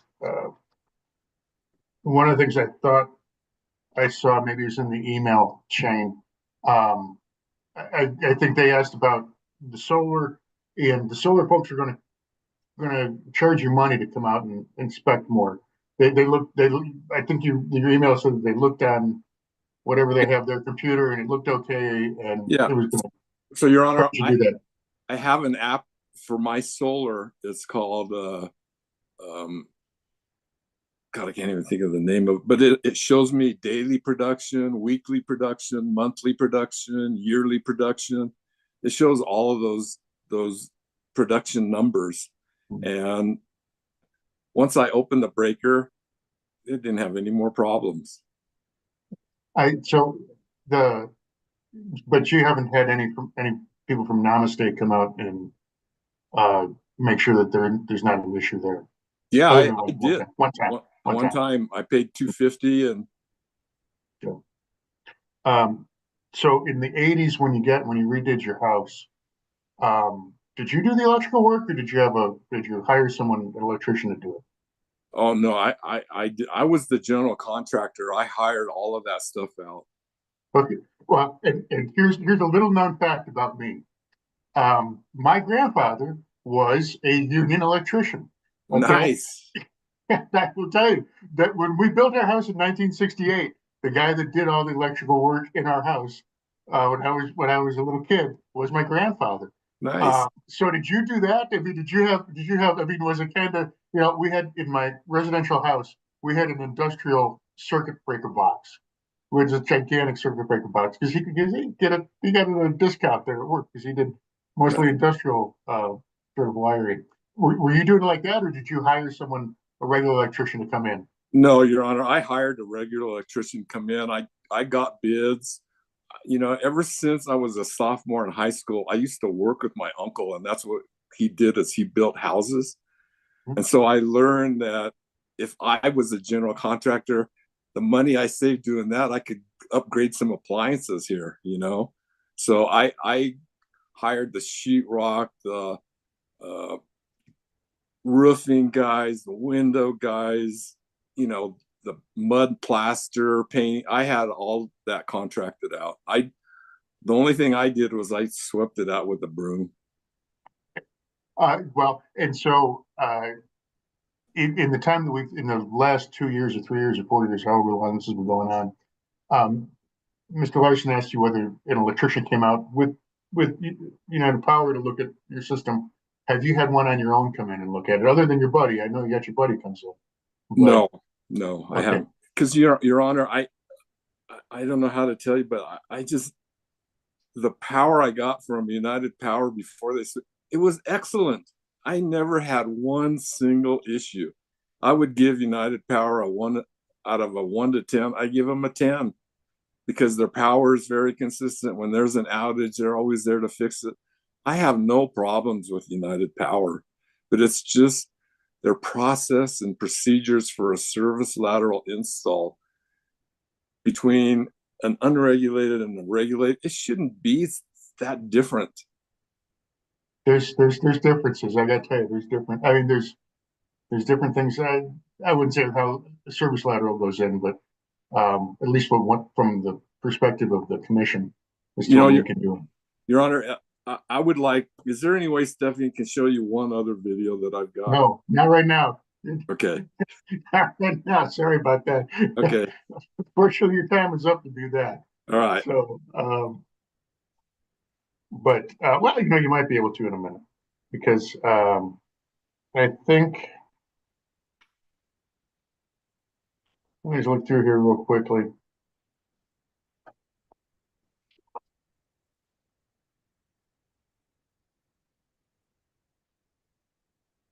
Okay, so there's nothing, we're mainly going on your belief that it's the United Power system on the outside. And we can't show that, you can't show me a piece of paper that the electrician says, yeah, it's United Power, or something from Namaste saying, yeah, it's United Power. Is that correct? That's correct. But Okay. if that's what it takes, I could get my Well, yeah, again, well, we're here today. Yeah. So, Yeah. All right. I don't have any further questions for you. And this is now what I call the portion where you can do what we call redirect, where if there's some questions that Mr. Larson asked you that you want to clear up, or some questions I asked you want to clear up, you do that. You mentioned saying a video before, and that's actually, you could at this point, if you thought there was something that was there that you needed to show for redirect, you actually could. But, Yeah. This is it. Stephanie, could you please show video 191? This is what causes me a heart attack, because the week my exhibits were due to submit to the PUC, this is what happened to my laptop.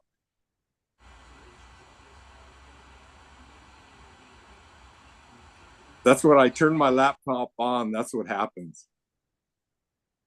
That's okay. the week my exhibits were due. And Your Honor, the next time I turned it on, it wouldn't turn on. It was black. So I had to take my laptop to a guy down the street to recover the data from my hard drive. And I had another laptop, a Dell Inspiron, that was plugged in that I never used. And when I tried to use that to replace my Sony Vaio, it didn't work either. Okay. Do you have anything more you want to tell me? No. All right. Do you have any other witnesses you want to call? No, I had a witness list for Mr. Gabriel and the SVP and the COO and the board member. Mr. Larson stated that they were available. I'm assuming they're still available. If you wanted to call them, if you want to ask any questions. They're available. I just have a couple of questions. Okay, who would you like to call? Mr. Gabriel. Okay, Mr. Larson, can you summon Mr. Gabriel? Yes, and we are going to isolate him in another room. So if you could just give us 2 to 3 minutes, that would be appreciated. No problem. Thank you.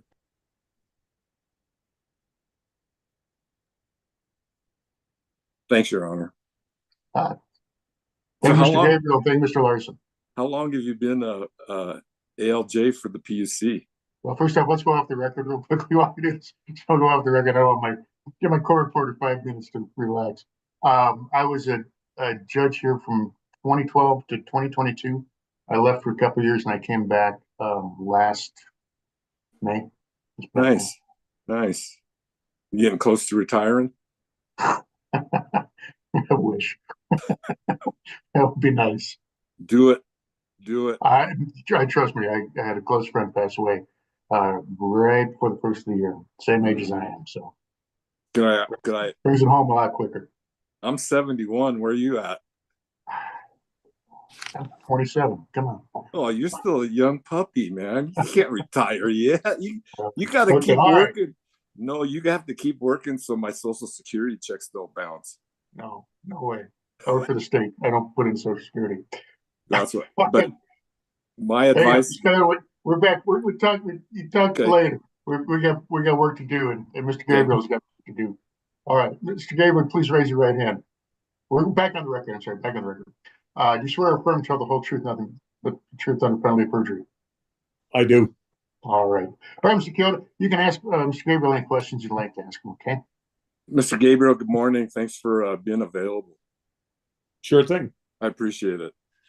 So I just wanted to ask you, do you consider for new construction a non-engineered mixed wire 220.9 electric service lateral fed by a pad-mounted transformer installed next to a storm drain outlet.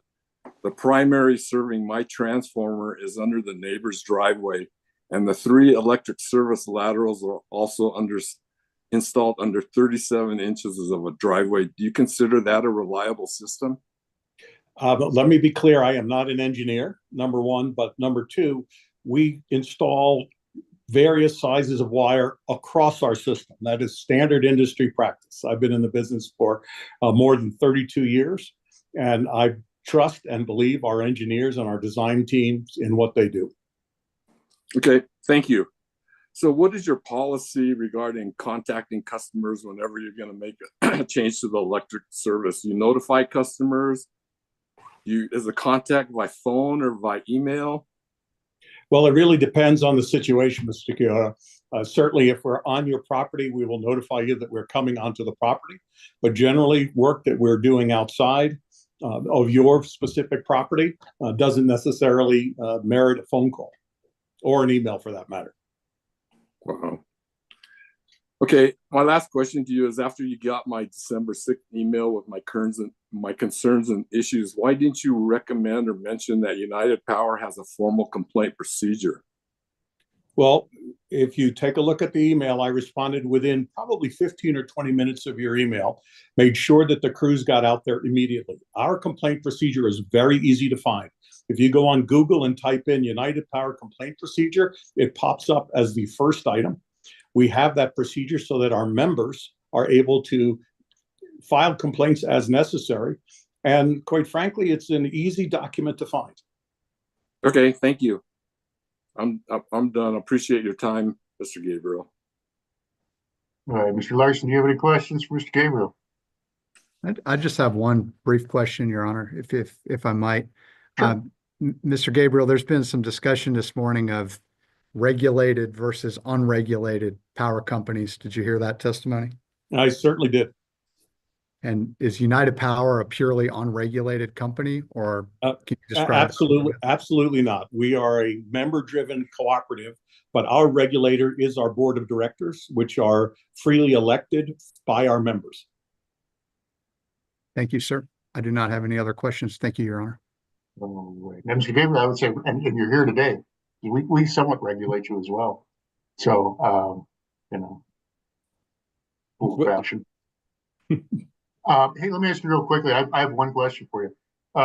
Is and you might not be able to answer it, but is the mixed wire that Mr. Kiyota has talked about, is that something that other customers have, or is she the only one that has that too? Yeah, virtually every member has, and virtually every utility. If you think about it, we go from big transmission wire down to smaller distribution wires, all the way into wiring in the home, just as you would a water system or an electric system.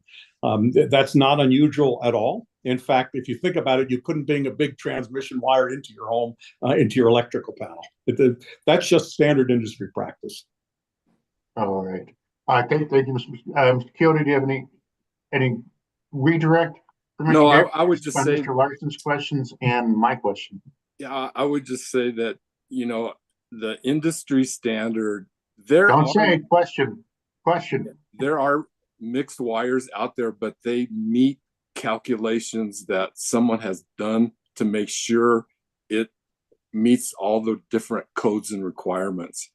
And that's what I'm saying didn't happen. Okay.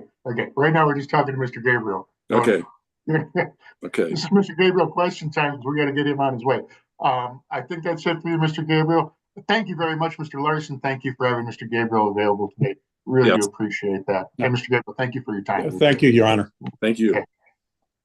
Mr. Kiyota, you got anything else? The SVP and COO, I forgot her name. I had it on my witness list. Ms. Coleman. Yeah. Ms. Coleman. Yeah. We're going to need to do the same thing here Same momentarily. Thank you, Your Honor. All right, Appreciate no your problem. indulgence. Well, I appreciate you having the witnesses available, Mr. Larson, truly. Yes. Okay, we'll go off the record real quickly while you get that taken care of. Okay. So how big is your garden? That's not that big. I live in Denver. I got a small garden. I love growing professionals. Okay? Yeah, I do too. It's a lot of fun. Get you outside and. All right, that's enough of that, Mr. Kiyota. Okay. We're back to work. Okay, we'll go back on the record. Ms. Coleman, would you please raise your right hand for me? Do you swear or affirm to tell the whole truth, nothing but the truth on felony of perjury? I do. All right. Mr. Kiyota, go right ahead. Hi, thanks for being available. You know, as the COO, can you explain the discrepancy in United Power's electric service links that you've submitted to the PUC? 130, 133, and 160? So I do want to be clear. I was only hired by United Power December 12th of 2023. And so this is the first time that I've met you, sir. I know that our designers do a very good job about measuring, but I have not been out to the location. Okay. Why would United Power system design team not include the wire going up and down the pole per NESC guidelines for calculating the length of an electric service lateral? So I'm not aware that that was excluded. And I believe we have people that are willing to speak to that on the technical side to give the specific answers to that. Okay. What's the advantage to dismiss your standards on page 17 and 24 as published on your website to install underground primary and underground secondary wire before the project is at final grade and now it's under a concrete driveway? Does United Power accept liability and damages if there's a problem by putting it under the driveway? So I'll let the experts, again, that were part of the design, answer that question. Okay. Do you know that if your United Power's system design team sees a service lateral in excess of 200 feet, does that automatically initiate a voltage drop calculation? Again, I'll let the experts that did the design answer that question. Okay. I was just wondering too, do you have an electric service lateral design checklist to ensure all projects meet United Power standards, like easements, all of that stuff? Do you have a checklist like that? I am not sure about a checklist, but I do know our designers have very specific requirements that they have to follow related to that. So in United Power's standards, it says United Power will provide service from either overhead or underground. There's no reference of a mixed wire. Would that trigger something from your design team that, wow, this is different from anything on our website and maybe we need to take a second look at it? So I do want to clarify, from a mixed wire side, there are no standards that require it not to be mixed wired. And I believe that some of the conversation you'll have later with the experts will talk specifically about those calculations. My experience is that that is standard practice to have mixed wire. Okay. Thank you very, very much for your time. I really appreciate it. I don't know if Matt's got any questions. Thank you. Sorry, I was having an issue with my video, Your Honor. No questions. We do have witnesses prepared to address those issues in more detail when United Power puts on its case. Okay. Ms. Coleman, I don't have any questions for you. Thank you very much. Thank you for being available today. I really, really, really appreciate that. Yes, Thank you, thank you. I'll be throwing out multiple thank yous to both Mr. Larson and to any witnesses that you have, Mr. Kiyota. That was very nice. Thank you. You can go on your way. You can stay and watch or go on your way. Thank you very much. Last but not least, Ginny Burzik. Same indulgence requested, Judge Garvey. Sure. No problem. Thank you. No problem. We'll go off the record for a moment.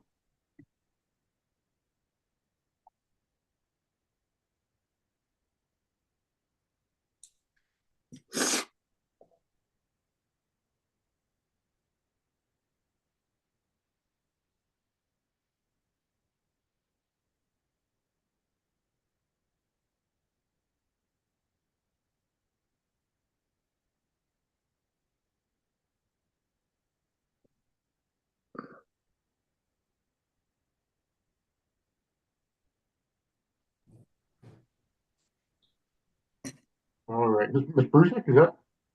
Yes. Okay, we'll go back on the record. Ms. Brusick, could you raise your right hand? Do you swear or affirm, tell the whole truth, nothing but the truth on the penalty of perjury? Yes, I do. Okay, can you spell your name, for my court It's, reporter? it is Buczek. Busick. Okay, I know I can't spell it, so I gotta make sure my court reporter can as well. All right, Kiyota, it's all up to you. I thank you. And thank you for being here today. I really appreciate it. I just want to ask, am I correct? You were voted into this position by members of United Power, correct? Yes, sir. Okay. So would you agree as a member-owned cooperative that the board is accountable to the members, responsible for ensuring member engagement, providing opportunities for members to participate in decision-making process, and representing the interests of the membership? Would you agree with that? Yes. When I sent you my December 6th email letter about all the issues I had, how come you didn't reply to me? Because it is a staff issue and it was directed directly to Mr. Gabriel. He responded to us within about 7 minutes after that email was received by him, saying that he would look into it. So that is his job. We're not operational. We're a board of directors, and we do not run the company. So I was just wondering, are you aware of United Power's formal complaint procedure? Yeah, I know all I have to do is Google and it comes right up. Why didn't you tell me about it when I contacted you guys? Again, we handed it over to the people that would be handling that. It is not difficult to find Mr. Kiyota, and if you would have asked me, I certainly would have told you. You did not direct your email directly to me. It was to Mr. Gabriel. I was CC'd. Okay, thank you for your time. I appreciate it. You're welcome. All right, Mr. Larson, any questions? No questions. Don't be quite yet. Everybody wants to leave before they're done yet. But guess what? You're done. Thank you very much. I don't have any questions for you. Thank you very much. Thank you for your time. Yes. Again, Mr. You're Larson, welcome. thank you. Actually, All this right. is a more comfortable chair, Your Honor. Well, I'll take it with you. All right, I'm sure. Thank you. All right, Mr. Kiyota, you got anything else? Your Honor, I just have one last thing I would like you to consider. I don't know if you've Hang on a minute. Hang on, Dan. Don't do that. Get more witnesses. No. We're at the witnesses stage. Okay. No. All right. Then you're not done. Then you're done with your case.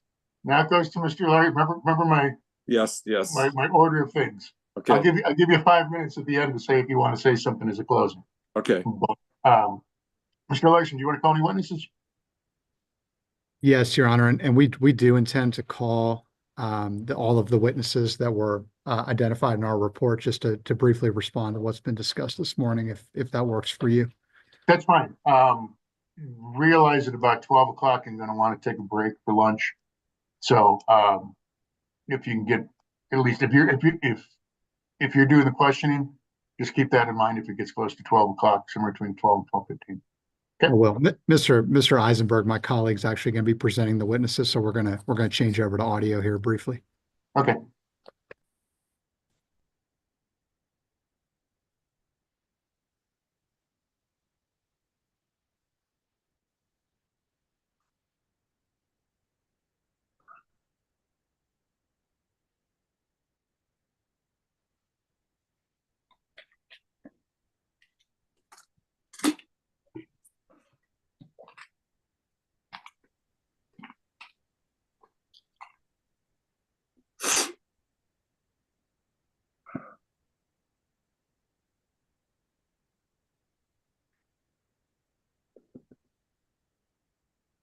Good morning, Your Honor. Mr. Kiyota, can you hear me? Yeah. Absolutely. For the record, I'm Sam Eisenberg. I represent United Power in this matter. United Power will call Adam Dillon, and we may need 1 more minute to get the room switched over. Thank you. No problem. Same noon acknowledgement to you, Mr. Eisenberg. So, all right. Yes, understood. So Okay. United Power calls Adam Dillon. All right, Mr. Dillon, you raise your right hand for me. You swear affirm, tell the whole truth, and but the truth, unfounded perjury. I do. All right, Mr. Eisenberg, you go right ahead. Yes, and Your Honor, I may just have a few questions of direct for each of the witnesses, just to clean up a few issues. Adam, how you doing? Good. How are you, Mr. Kiyota? Good. Mr. Kiyota, Mr. Kiyota, wait till your turn, okay? Mr. Eisenberg's got the floor right now. Okay, sorry. Mr. Dillon, by whom are you employed and in what capacity? I'm employed by United Power Electric Cooperative, and I'm the Vice President of Operations. And could you just briefly describe for the judge your involvement in United Power's response to the issues that Mr. Kiyota has been experiencing? Sure. At the time when when Mr. Kiyota first reached out to us, I held a different position. I was the operations superintendent out of our Longmont office, so I was in direct contact with Mr. Kiyota for a lot of this, a lot of his issues. So I worked directly with him. And as stated in the company's witness list, are you able to testify today to the contents of the United Power report, which is hearing exhibit 200 in general, to the issues of transformer testing, replacement of different pieces of equipment and adjustments that United Power has made? I can answer some of those questions in general, and then if it gets out of my wheelhouse and technical, I might ask another one of United Power's witnesses to answer some of those questions.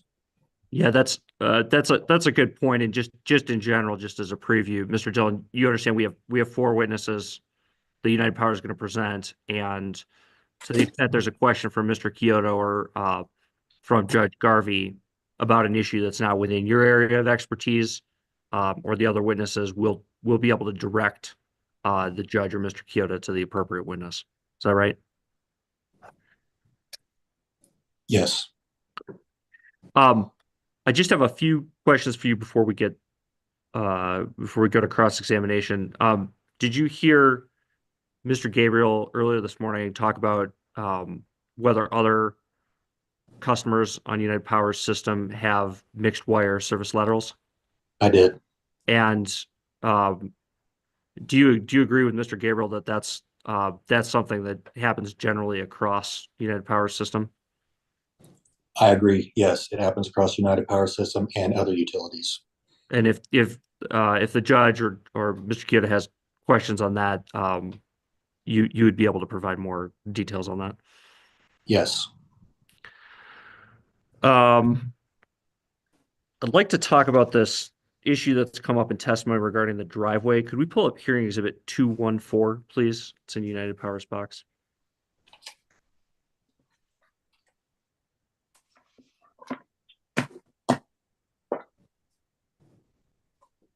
Mr. Dillon, are you familiar with this exhibit?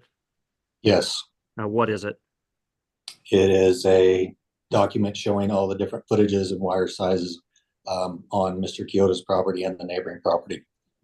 And just to move things along, there's a yellow line that comes in from the left-hand side of the page.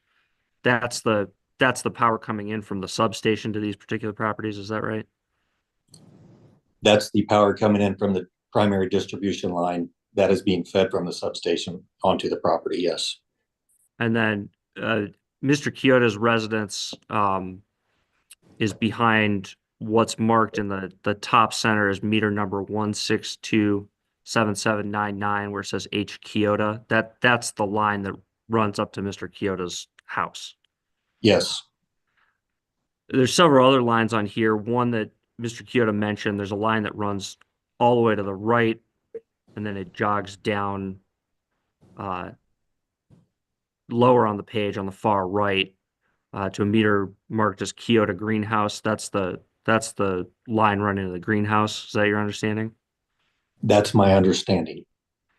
And then there's another moving clockwise.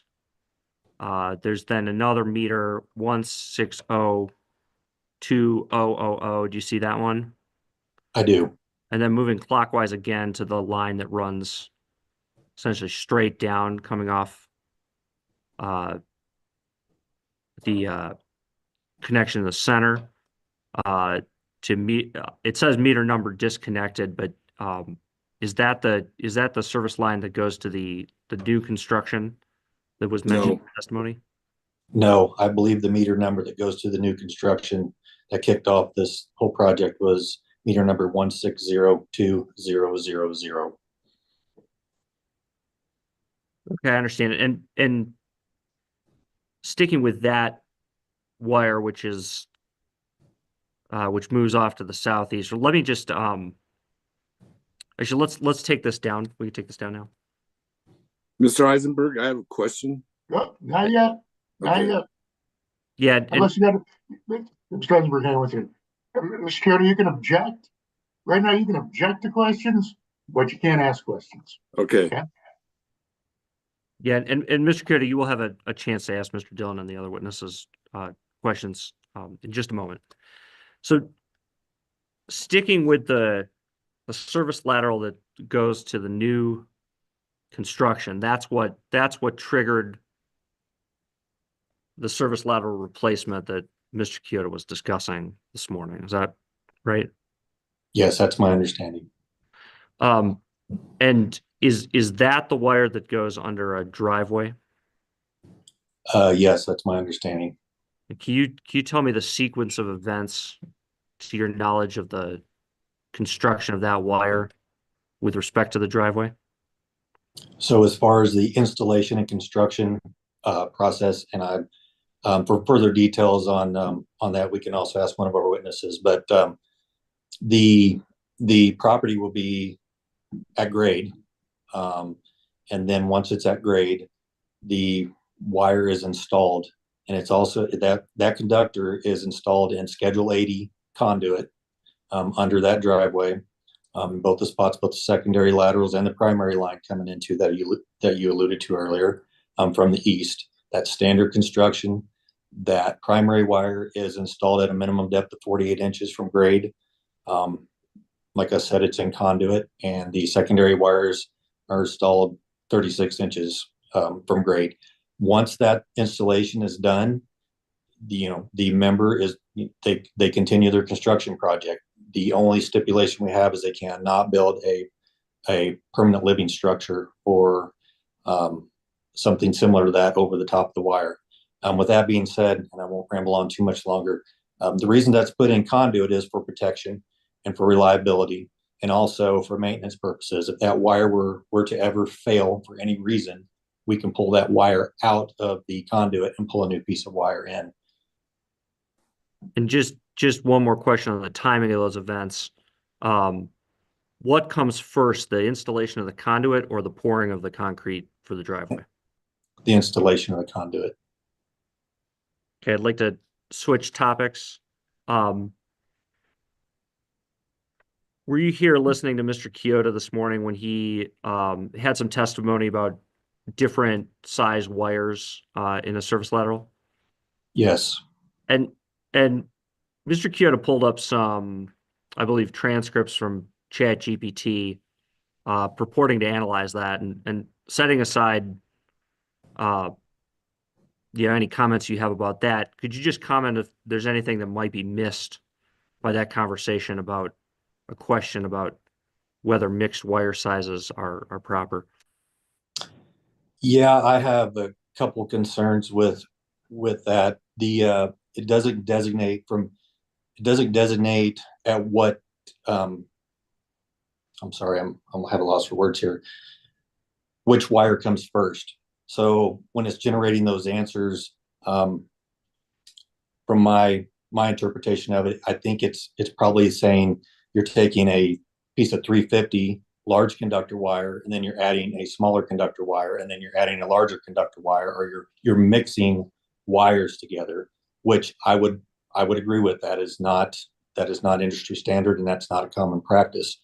But it's not designating that the larger wire is coming before the smaller wire. And so just generally, can you describe, going from a generating station across the transmission system, through the distribution system, through a service lateral, through a house, to a device plugged in. Can you just talk about the sizes of wires involved across that whole process? Yes, from the electrical source all the way down to a residential service. In general, the wire sizes are generally larger to have more capacity, less impedance or resistance. And as that system works its way towards a residential meter, generally the wire sizes fall because the load continues to fall off, or the capacity of the line starts to branch out and fall off. So it's a very common practice to do that. All right, thank you very much. Mr. Dillon is available for cross-examination. All right, Mr. Kiyota, got any questions for me? Yeah, I did. On that one diagram that you put up to show all the distances, from the transformer to that pole, United Power says it's 45 feet. I disagree with that. It's 81 feet. And Mr. Kiyota, yes. I'm going to interrupt you. Again, what we're doing here is asking questions. Okay. It's not for you to tell him he's wrong in what he's doing. It's for you to ask questions. You might want to ask him, if you're asking something like that, you might want to ask him how he came up with that, or does he agree with that? I'm sorry. Mr. Eisenberg, can you just tell me how United Power came up with the 45-foot distance between the transformer and the pole? There you go. I will defer that question to our design witness. And then on the bottom right, it says meter to Kiyota greenhouse. That meter is not there. It's up near that pole. It's on the pole. And the bottom left, the meter disconnected, that was the meter to my mom and dad's old house. And that meter was a lot closer than the distance that United Power is showing. Mr. Kiyota, again, I got to tell you, it's always the difficulty for someone representing themselves. You're at a point where you're asking questions. Yeah, okay. You're not telling him where he's wrong. It's not, hey, you're wrong. It's, hey, what about this? Or, can you answer this question? That's so I'm going to direct you to just be asking questions as opposed to telling the witness where he was wrong. Okay. So how can United Power validate the locations that they show for meter 1510284 and for the meter disconnected? I mean, is there a CAD system? And explain to me what that is. Computer-aided design. Thank you. Yes, United Power uses something similar. And again, if you want more details on that, I would refer that question to our design witness. But I can tell you this is not a survey grade map. It's not intended to be. It's intended to be a representation of United Power's facilities in that area. Okay. Thank you, Adam. The other question, I know I'm not supposed to ask a question, but how does United Power justify installing the wires before the property was at final grade? It was not at final grade, Adam. I was there when they installed it. I mean, you could stand by the garage. Kiyota. Hang on, Mr. Kiyota. Okay. You asked the question. Let him answer. Okay. And I think the question was, why did they? I'm going to interpret that to be as, why was this put in before the land was at grade? Correct? Yes. Okay. Mr. Dillon can answer that. I cannot accurately answer that question. I was not there when that work took place. I would be speculating. Okay. Adam, thank you. Thank you, Mr. Kiyota. Hope everything's going good with you. You as well. Hey, Mr. Dillon, I just got like one or two questions. And obviously, Mr. Kiyota, that's correct? Yes, sir. How many times did you go out to his property? I knew you were going to ask me that. Oh, gosh. 2 to 3 times. Adam, I was going to say that thing perfect. I agree 100%. Okay. And do you know of any of the changes that were made to the United Power's aspect of coming into power into Mr. Kiyota? No, not you, Mr. Kiyota. This is Mr. Dillon. Okay. Could you repeat the question, Your Honor? I mean, to my recollection of looking through what United Power filed, there's different things that were done. Were you there for any of the different things that were done on the power coming into the property? Yes, Your Honor. What things? What things do you recall, or were you there for? The last visit I had was probably the most, I would call, productive visit. I met with one of our troubleshooter, who's a qualified journeyman lineman, to run some amperage test, some to check the power quality service, as a last ditch effort to try to figure out what was wrong. Also, we were also there to tap the secondary voltage of the transformer down, to actually lower the voltage.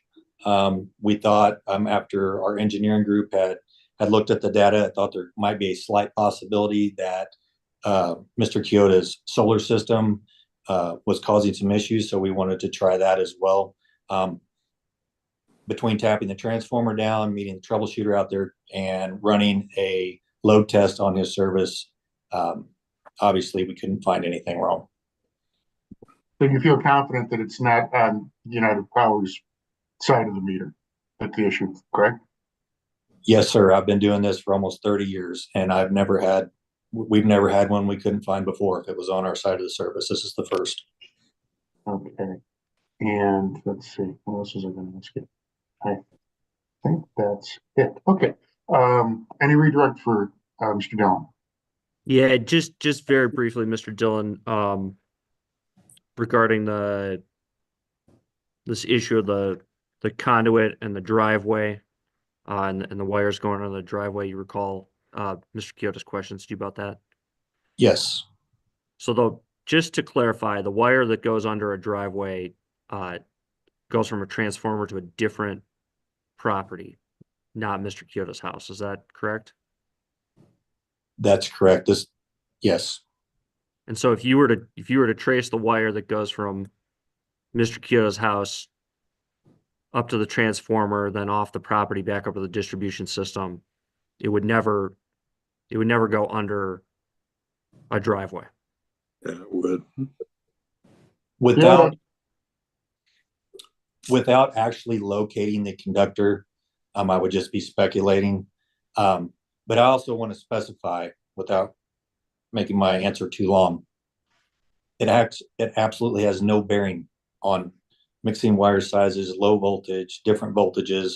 If United Power, any other utility for that matter, could not install underground facilities under concrete, paved roads, roadways, other types of thing, utilities couldn't operate. We have thousands of miles of underground facilities under concrete and pavement.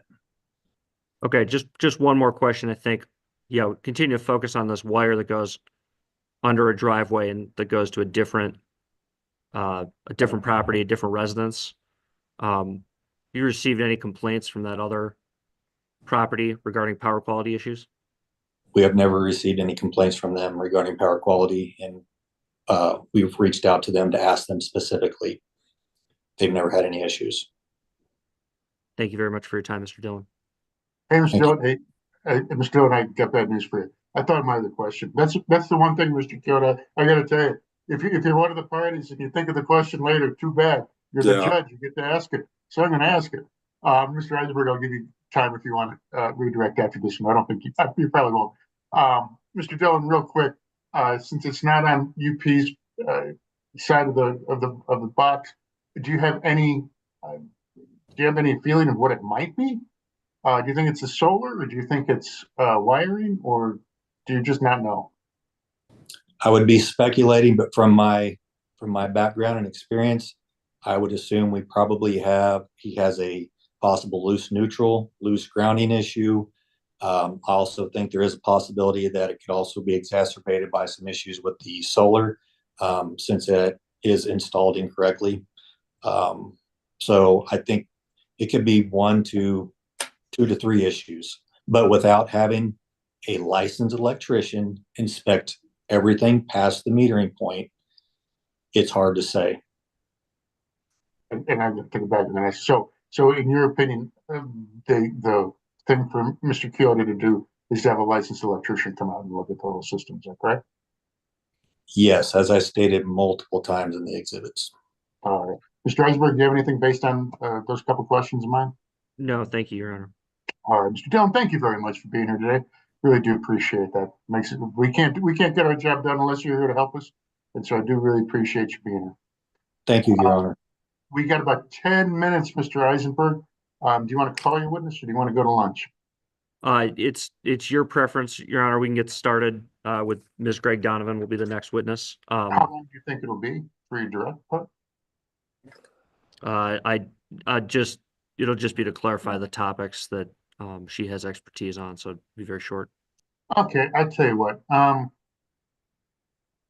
Why don't we take a lunch break and come back? We'll make it a little bit shorter. We'll say about quarter to 1. So about 55 minutes or so. And we're back then. I don't want to get your witness started and then immediately just take a break. So we'll take our lunch break and be back at quarter to 1. That works. Thank you. Thank you. Okay, thank you.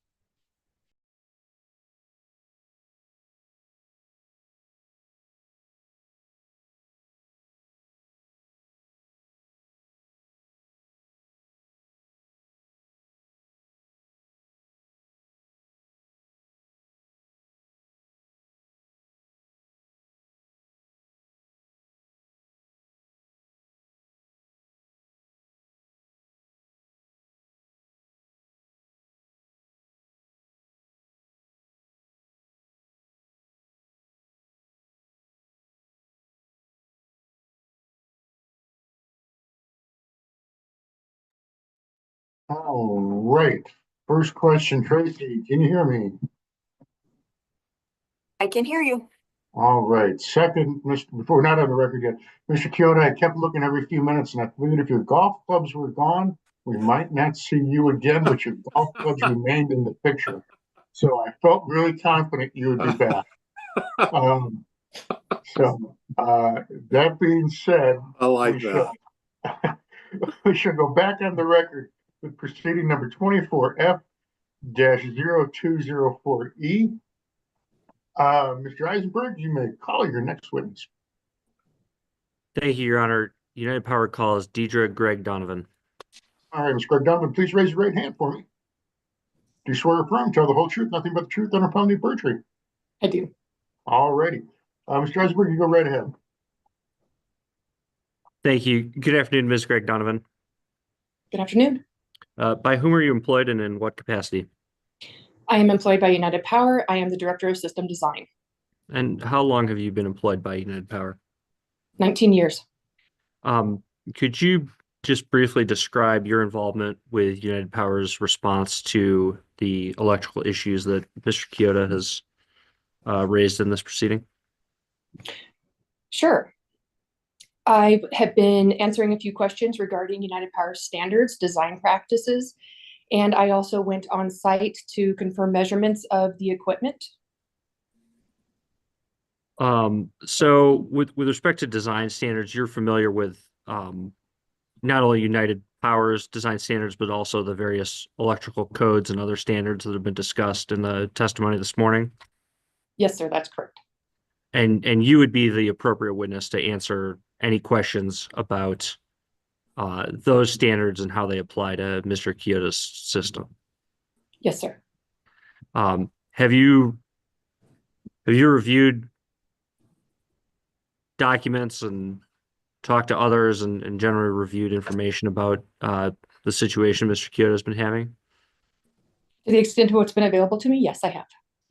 And based on that review, can you testify as to whether United Power's system serving Mr. Kiyota meets all of the United Power standards and other applicable codes that you just mentioned? Yes, sir, it does. As constructed, it does. And just for the judge and Mr. Kiyota to be aware, you can testify as any questions about the lengths of these wires, the size of these wires, and so forth under those various codes and standards. Are you the right witness for that? That is correct. One moment, the low battery mode just popped up. All right.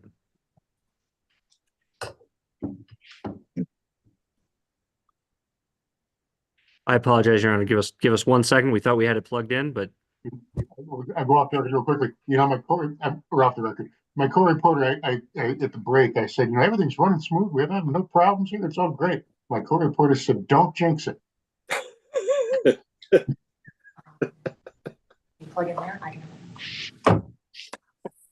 So Tracy, I apologize. Yeah, we'll get this fixed here.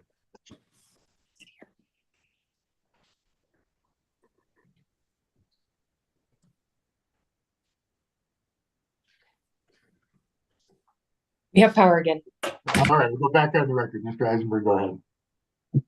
All right. Thank you. Could we pull up hearing exhibit 214, which is the wiring diagram that we've been discussing a few times?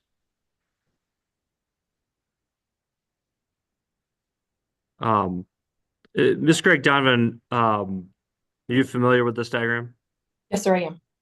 And how are you familiar with this diagram? I generated it by taking a screenshot of our catalyst mapping and adding the notes from my site visit for the distances I took and confirming conductor sizes. So the conductor sizes and the measurements, the lengths on this diagram, those are measurements that you took.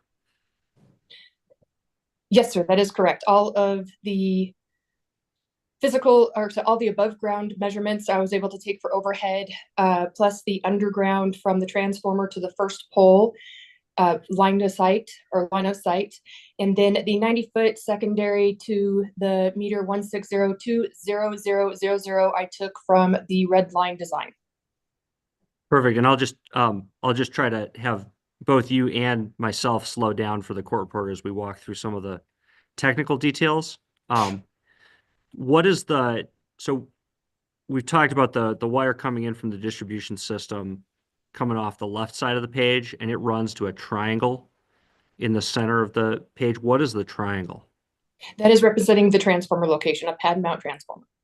And then to the right of the triangle, there's that first dot there. What is that dot? That is representation of a secondary lift pole, a power pole. And that's the pole that Mr. Kiyota has been testified about this morning, and that we've discussed in the United Power's report, other places in this case. Yes, correct. Okay, and so focusing on Mr. Kiyota's property, that's a wire that runs from the pole up and to the left. Do you see that? Yes, the 88 feet of secondary number 2 triplex. And then what's the next dot on the that diagram? That is the meter pole. And maybe let me just back up for a second. Did you hear some questioning or discussion earlier today about the representations on this diagram in terms of physical location and the where the symbols are located on this diagram? Do you recall that discussion? Hang Yes, on sir. 1 second. Hang Yes. on 1 second. You had a question of the next dot. Is the next dot up or down from the 88 secondary number 2 TX?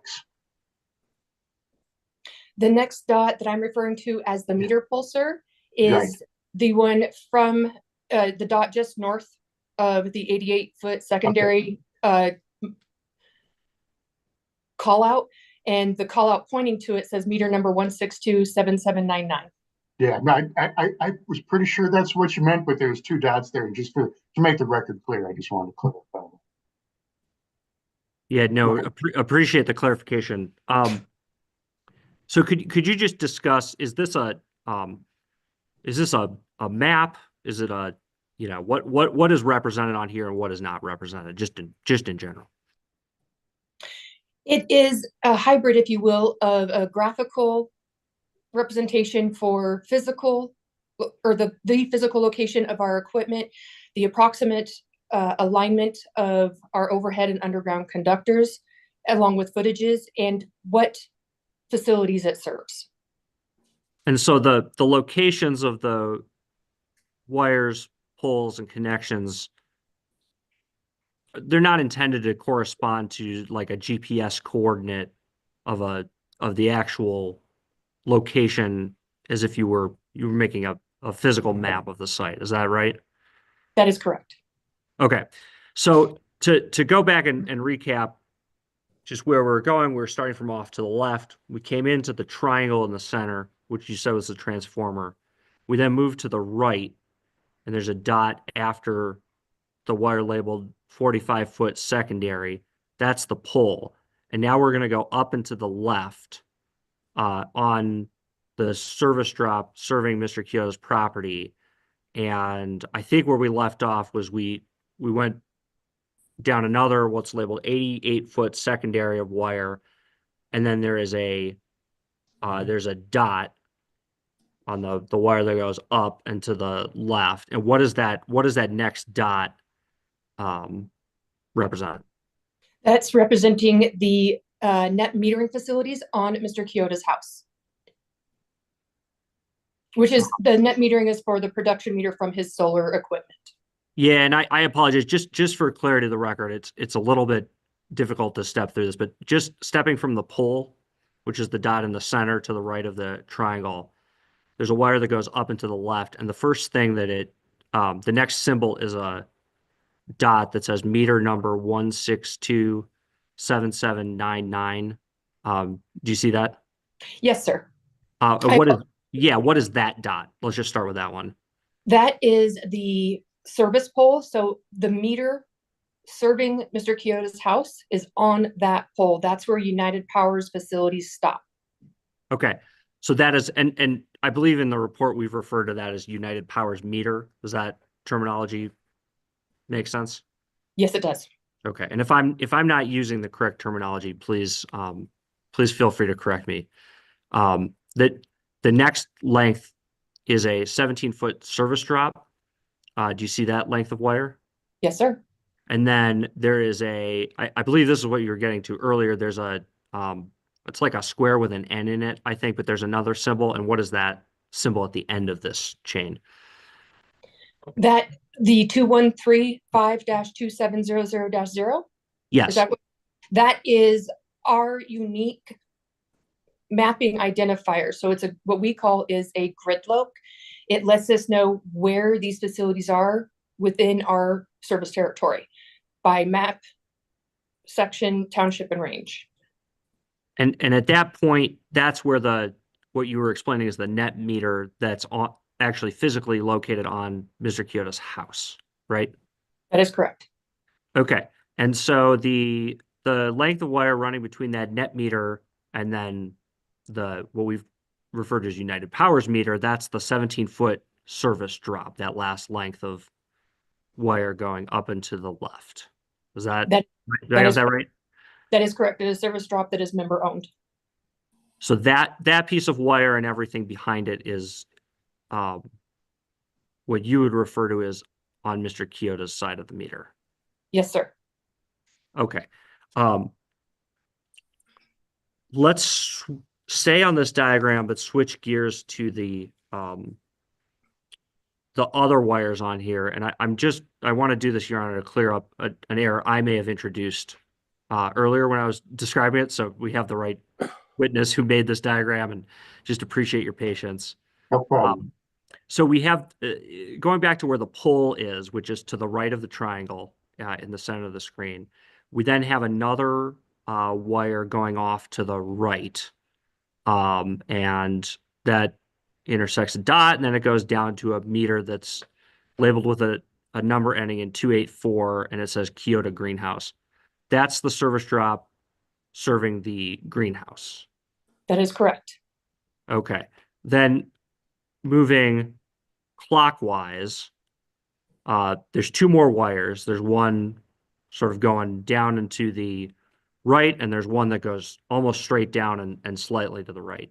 Can you just describe what those two are, starting with the next one clockwise, that's labeled 95-foot secondary? Okay.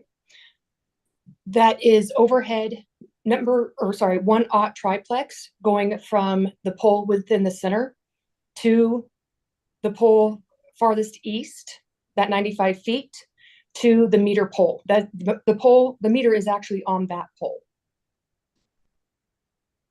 And the meter serving the Kiyota greenhouse is actually on that pole. Okay. And after the greenhouse, now let's move one wire kind of around the clock to the one that's going down and to the right. What is that wire? From inspection of what was in the I apologize. For inspection of what was within the transformer and what the red lines and as-built design indicate, it is 1 aught triplex USE C. The C means it's in conduit. And this is the wire, just to bring it back to a conversation we had earlier today, that's the wire serving this new construction, which is another residence that is not Mr. Kiyota's residence. Is that right? That is correct. And this is also the wire that runs through, as you said, conduit. This is the wire that's going onto the driveway that's been discussed. That is correct. And then there's one last wire. It's the one that goes almost straight down from the transformer. And that it says meter number disconnected. Is that wire serving anything? No, sir. Okay. So I'll just to clarify the record, counsel, myself, made an incorrect statement misidentifying those two, but I think we've cleared that up now. Thank you for that. I appreciate that. All right, we can take this diagram down for now. Ms. Greg Donovan, are you also familiar with United Power's complaint process? Yes, I am. And have you seen complaints from members come to United Power in your 19 years of experience with the cooperative? Yes, sir, I have. And can you just briefly describe the types of different complaints that come in? There are various types. The typical that I have experience with is the cost of the initial project as estimated.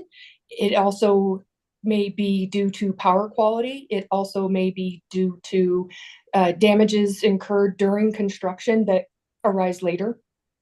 And are you familiar with what's been referred to as both formal complaints and informal complaints?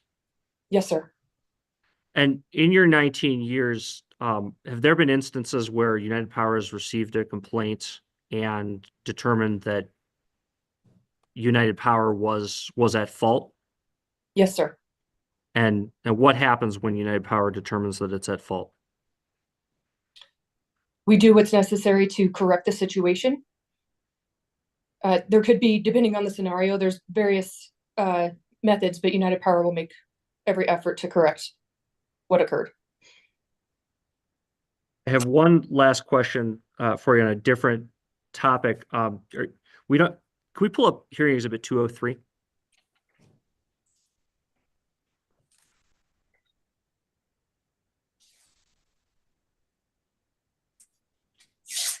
And if we could go to the next page. And the next page. Are you familiar with this document? Yes, sir, I am. What is it? This is the red line design from construction. Were you listening when Mr. Kiyota had some testimony or questions about the list of equipment that's on this list? Yes, sir. And I don't want to misstate what Mr. Kiyota said, but he had some questions regarding, I think, certain connectors or other pieces of equipment. Do you recall a conversation along those lines? Yes, sir, I do. And could you just comment as to why or why not those connectors and other pieces of equipment would or wouldn't be reflected on this list? Of course. For example, within the transformer, you won't see any secondary terminations or connectors noted as a material item or a line item here in this design. That's because it comes built into the transformer. They're called secondary terminal blocks. Then you have the connectors or splices for the secondary conductor, for example, to terminate the 4-aught to the existing overhead facilities, the existing overhead service wires or secondary wires. Those are not listed because they are considered non-inventory truck stock. These are used by our line crew so frequently that it's just they're frequently stocked on their truck. So they're accounted for in the realm of, we've ordered 500 and we've used 350, but they're not included in the cost of the project. And part of that, I assume, is because those are generally less expensive, more common items. Correct. Okay. Thank you for your patience with my questions. Ms. Greg Donovan is available for cross-examination. All right, Mr. Kiyota, any questions that you have? Yeah, I And again, do. I'm gonna remind you, this is gonna be your pre-warning. These are Yes, questions, they're not, hey, you're wrong. Okay? right. Questions. You know, on that exhibit 214, can you clarify the distance from that transformer to the pole that you have as 45 feet? I've measured that with my rangefinder. I actually got a 100-foot tape, and that distance is not 45 feet, it's 85 feet, 81 feet. Why is there such a discrepancy in that distance? The distance to that pole is the measurement I took while on site using my laser rangefinder. It is a true pulse. And I was at the transformer pointing it at that riser pole, at that secondary pole. Well, I got 100-foot tape and I put it at the transformer. I ran that tape to the pole and it said 81 feet. And then I was also wondering, can you clarify and show me where the secondary going down that pole or up the pole is, what the length of that secondary of the 350 going up the pole and the length of the 2-aught going down the pole? Where are those distances on this drawing? There is only a 350 triplex risering up the pole. And this is a linear representation for what is graphically represented. So I did not include any, what we would consider tails or the riser up the pole for this representation. Well, it's just such a difference. You've got 45. My calculations with from the transformer to the pole and up to the top is 111. So it's a big difference. That's why I don't understand how you can come up with 45 feet versus 81. I mean, I saw you out there measuring it. Kiyota, what did I tell you? Questions. Yeah, I know, but I'm just curious. I know what you're trying to do. I know what you're trying to do, but at this point, we're just asking questions, okay? Okay. The other question I had is when you calculate service lateral lengths, do you include up and down the pole? Yes, sir, we do. Okay, well, I'm just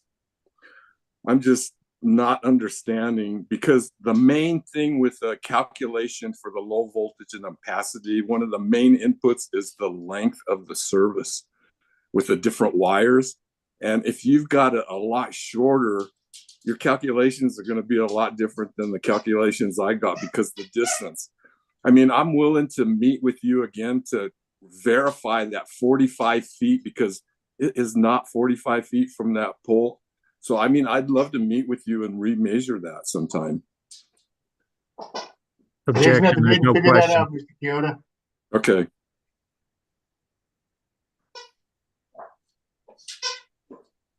This is so frustrating for me. Oh, man. Okay, I'm done. All right. Hey, can we get that exhibit back up there real quickly? Sorry, Stephanie. And just go down real quickly. The part up near the top, the 17-inch service drop to mast on home, is UP responsible for that, or is someone else responsible for that? Me. That's mine. Okay, that's not. You're not on the witness stand. Oh, sorry.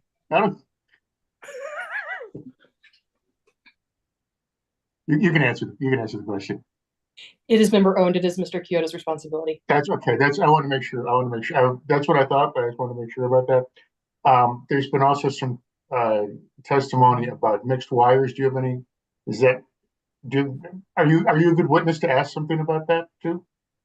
I guess you might be. Yes, to a certain extent, yes. Okay. Is that a common practice? Do you know of for UP, is it common to have the mixed wires, or is Mr. Kiyota's property unique in that respect? It is very common across our service territory and along or within other utilities. Can you tell me why you would do that? Is there a reason why you would do that? I'm trying to think of how to explain this. Yes, there is a reason. So, for example, in this particular scenario, which we also experience this within subdivisions, one transformer serves multiple meters. And there can be, I guess I'll call it a splice point or a termination point where it splits off and goes into multiple different directions. In this case, that happens to be the lift pole in the middle of this image. Okay. So the wire that you see there noted as 350 TX that is upsized. So it ensures that there is no voltage drop. There's no capacity issues. It can handle the ampacity of the meters downstream. And downstream for us means down the line. So to the east and to the north. Then the next set of conductors, in this case, continuing to the east, the 95 feet secondary, that's 1/0, it steps down because it's serving 200 amps or less. So between the two conductors, that service has accurate or adequate ampacity and voltage. Same for the 88 feet of the number 2 triplex going to the north. So you have 350, 45 feet of 350 per this image. Like I told Mr. Kiyota, it does not indicate and include the wire up the pole, what we call a riser. And I did measure that. And the 88 feet of number 2 triplex, that would be the secondary conductor used for any calculations. Is the wiring that's, or the wires that are used for that, is any consideration taken in for potential growth on the system? Is that part of the figuring or not? No. When we Kiyota, we're gonna silence you out, Mr. Kiyota. Go ahead, man. For a new installation, we size the wire per what the member or the member representative has requested. If they are asking for a 200 amp service at a certain distance, we size the wire accordingly.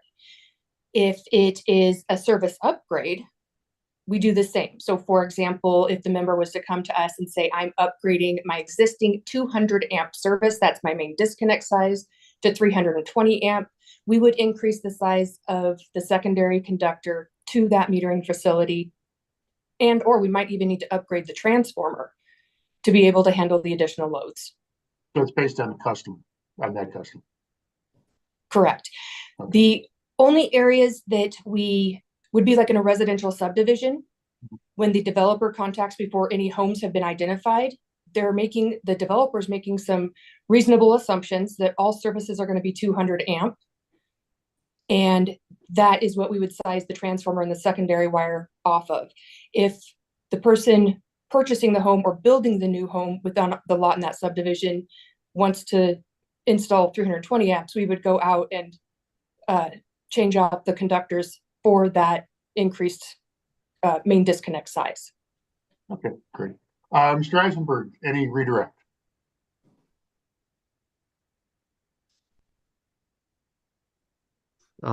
No questions. Thank you, Your Honor. Thank you, Mr. Greg Donovan. And Mr. Greg Donovan, thank you very much. Thanks for coming. I really appreciate that. Make yourself available. It's very helpful, but you are free to go about your day. Okay, Thank you. Thank you very much. All right, Mr. Eisenberg, I'm going to call your next witness. Yeah, United Power calls Tyler Bain, and with just one moment, we're gonna switch out the witnesses. Thank you. It's Bain, B-A-N-E? It's B-A-I-N. B-A-I-N, okay.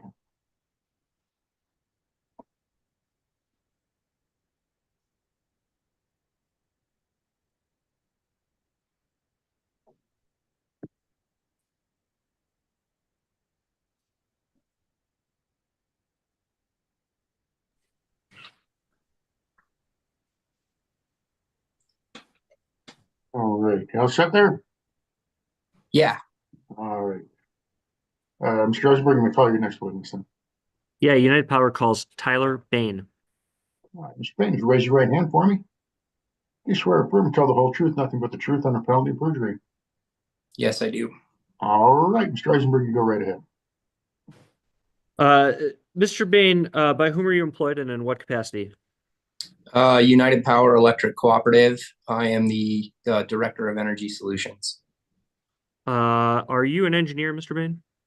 Yes, I'm a licensed professional engineer in the state of Colorado.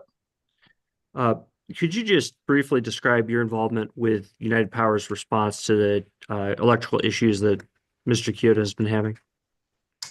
I reviewed the meter data that we have from our smart meters. I reviewed voltage data. I performed some voltage drop studies, and I looked and reviewed at the power quality meter data that was recorded. I have one question for you going back to a topic that was discussed earlier this morning. Do you recall some discussion about certain data published by utilities with the Colorado Public Utilities Commission? Do you recall that discussion? Yes.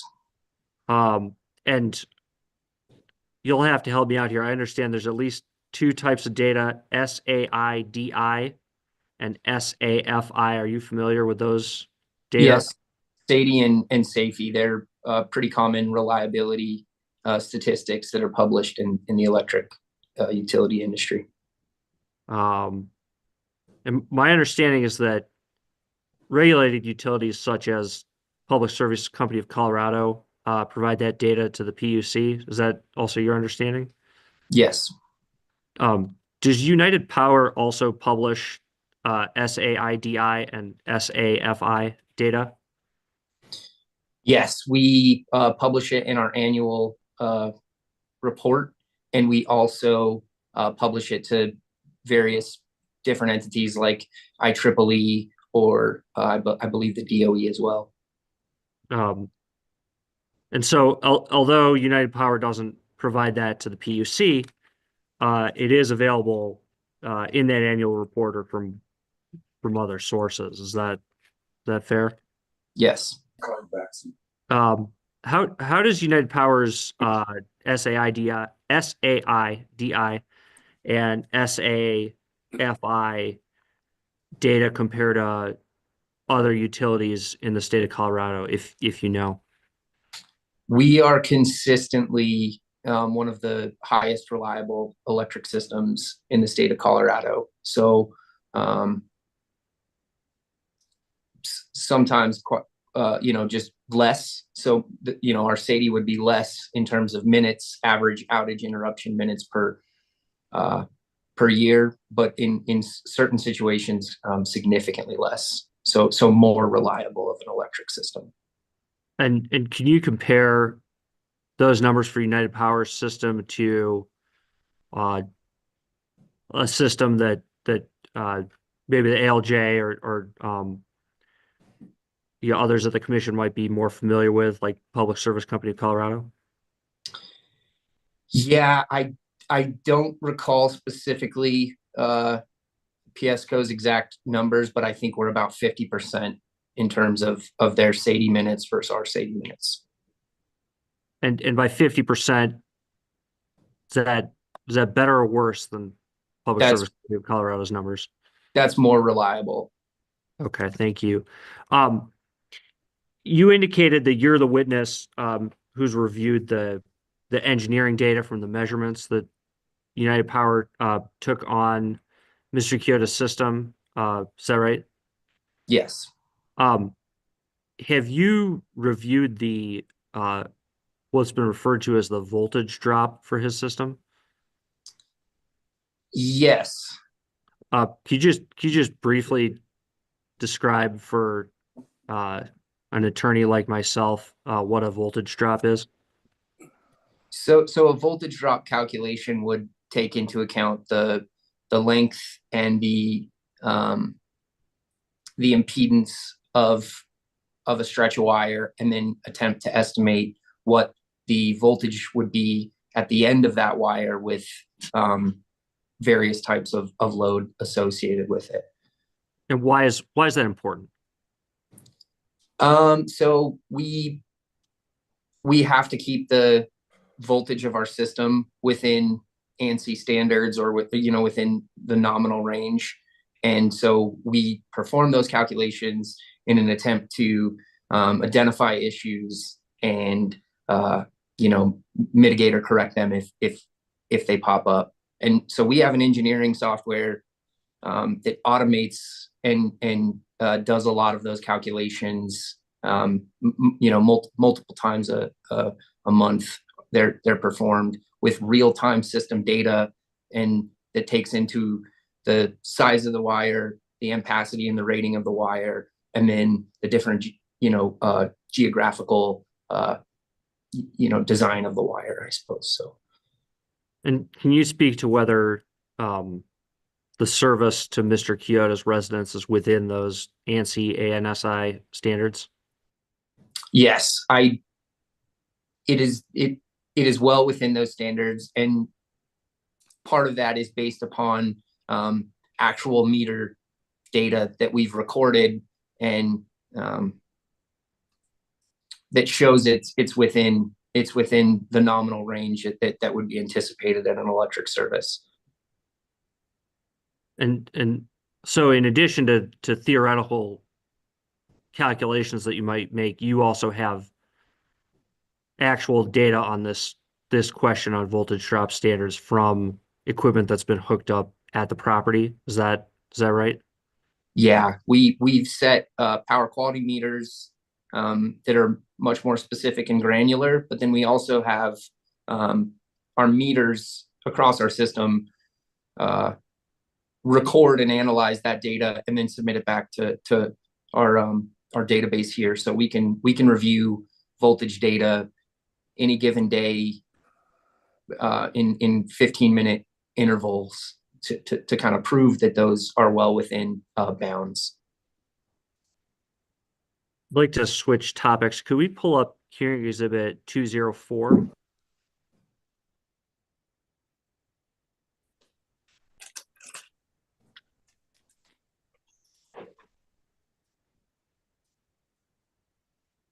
And could we just scroll through pages 2 and 3 of this document?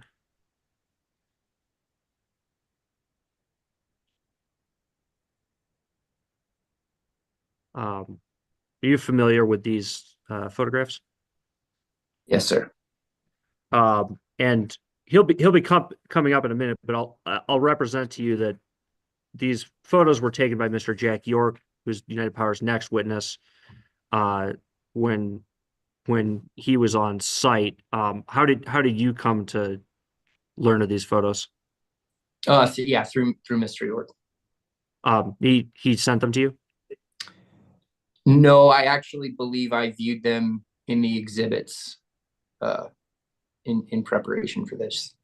Okay, will you go back to page 2, please? What is this a photograph of? Mr. Kiyota's electric panel. And this is, as opposed to the United Power meter that's on the pole, just for clarity of the record, this is the panel that is on Mr. Kiyota's side of the meter on the side of his house. Is that right? Yes. Okay. Can you tell from this picture what the size of Mr. Kiyota's service is? The main breaker there is 125 amps. And by main breaker, you're referring to the double breaker that's at the top of the box, the first one from the top? Yes. Can we zoom in actually on that? Yeah, right there in the top. And all right, and how can you identify the size of the service from looking at this? Well, that double pole breaker has a 125 rating right there on it, so that would be how I would characterize it. Okay, and those two large wires going out to the left of that double pole breaker, where do those go? Well, the two black wires come from the United Power meter on the pole about 20 feet from the panel. So just to use layman's term, going out the top of the box, that's upstream towards the pole, and then the power's coming in from the top of the box through those large wires to that double pole breaker that we're looking at. Is that right? Yes. We go to page 3. We can zoom out just a little bit. And this is a close-up of that same panel. Is that right? Yes. Do you see there are two objects within the box in the top left that are rectangular shape and have would look like some sort of bolt on them. Do you see those? Yes.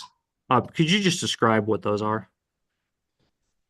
Those are insulation penetrating taps that feed the production meter and the inverters on the solar system. I think they first land in a disconnect switch prior to getting to the production meter.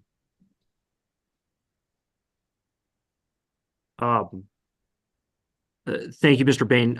Your Honor, he's available for cross-examination. All right. Mr. Kiyota, any questions for Mr. Bain? And Yeah. again, here's your reminder. Here's your reminder. No questions. No Okay. questions. You said you had meter data voltage drop calculations that met ANSI requirements. What inputs did you use for the length of the service lateral? The inputs that we would have used in that software correspond to the data that was shown on that drawing of our graphical information system. Okay. And then do you actually have the calculations that you could show me that it passed the voltage and ampacity? I don't have them in front of me, but our software would have that data. What did you rate my service as when you did those calculations? Because that's part of the inputs. So your service, well, so there's multiple data points in this software. Currently, it's showing about 8 kW is the maximum load that your service has seen over the past 12 months, which corresponds to about 35, possibly 40 amps of load. So that's a number you used in the calculations? In our real-time engineering software analysis, yes. So, I agree with your calculations. The only input I have that I don't agree with is the length. If you had a shorter length, yeah, it's going to say it's okay. But if you had 220.9 in the length of your calculation, you think you'd still get the same results? Well, I think the discrepancy in the two lengths, it sounds like it's the distance of the pole drop, as you've identified, and I think that would be there would be very minimal voltage drop associated with that extra 20 feet distance on the pole. So you have a lot of 220-foot electric service laterals in your system? I would assume so, yes. For all of those that are over 220 feet, do you do voltage calculations? We perform voltage drop calculations on every meter in our service territory. Okay. Well, I appreciate your help in this, but I'm just saying that the length is the main issue here, and the difference, excuse me, the difference in the length is so much that it'll affect the calculations. So you're a licensed PE in the state of Colorado, right? Yes, sir. Okay, so can you show me the calculations that validate a 220.9 mixed wire service lateral meets all the low voltage and ampacity calculations that I did with 1/0, 2/0, and 4/0 wire? We absolutely could. I think, however, if we have empirical data from the meter itself that shows we're above nominal, so I don't believe voltage drop is the problem in this situation. Well, you know what? I agree with you, because after the changing out the transformer from 25 to 50, it didn't make a difference. But I want to know, why doesn't United Power test for voltage spikes, voltage sags, fluctuations in voltage, frequency, harmonic distortions, power surges, electrical noise current, waveform distortions, electrical interference, momentary interruptions, voltage swells, voltage imbalance, line noise, and switching transients? Those are all the power quality issues that I've identified, and I don't know why you don't check for that. You just check for low voltage. Low voltage isn't the cause of all the power quality issues. There's more to it than that. We do test for all those things in our power quality meter that was set. I believe that our next witness, my colleague, would be able to speak to that a little bit as well. Okay. Hey, I appreciate your time. Thank you. Hey, man, I got like about 1 or 2 questions, Cox. I thought when you just were talking to Mr. Kiyota there, that you said a 20-foot discrepancy in the length would not make a difference for a voltage drop. Is that correct? It would be very minimal voltage drop associated with that extra 20 feet. And what difference would you think there would be a problem? I would say more than 100. Our software is always, there's nothing can be 100% certain in a lot of these calculations. But I would put our software's accuracy above 95%, likely more. And this is just for the engineering studies. So you would have to have a pretty significant length discrepancy between field measurement and software estimation to see a meaningful voltage drop. If I talk about the tail from that line, do you know what I'm talking about, Principal? The tail length? I believe so. The distance between the meter and the top of the pole, that's coming down. It's coming down. If that's not included in there, would that make a difference? I do not believe so. If it was, let's say it was 50, let's say it was a 50-foot difference, would that make a difference, do you think? Could it? It could. I don't think in this situation, and it wouldn't be a 50-foot difference in this situation. I believe they're 35-foot poles. Maybe they're in the ground 7 to 10 feet. It's at maximum 20 to 25 feet would be that length. Okay. That's all I got. Mr. Eisenberg, any redirect? No questions. Thank you very much. Mr. Kiyota, no more questions from you. Sorry. I told you that's the thing about being a judge as opposed to being one of the parties. I can think of the question later and I can ask it. Unfortunately, if I do that, we play tennis all day long. Yeah, Once I open that door open. I understand. Because I do that, and then Mr. Eisenberg has some question, and I go, I got another one. Okay. So we got to close it up there. Mr. Bain, thank you very much. Appreciate you making time for us today and testifying. It's very helpful. But you are free to go on your way. Thank you. Thank you. All right, Mr. Eisenberg. United Power is going to call Jack York. We're just switching out the witnesses. Give us 1 minute. All righty.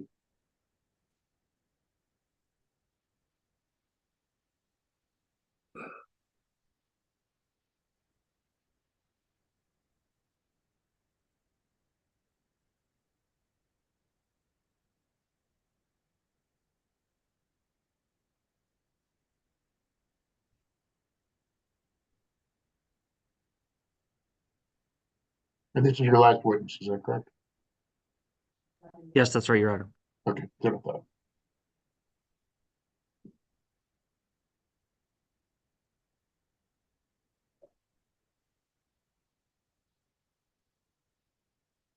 This is Jack is coming on. Okay.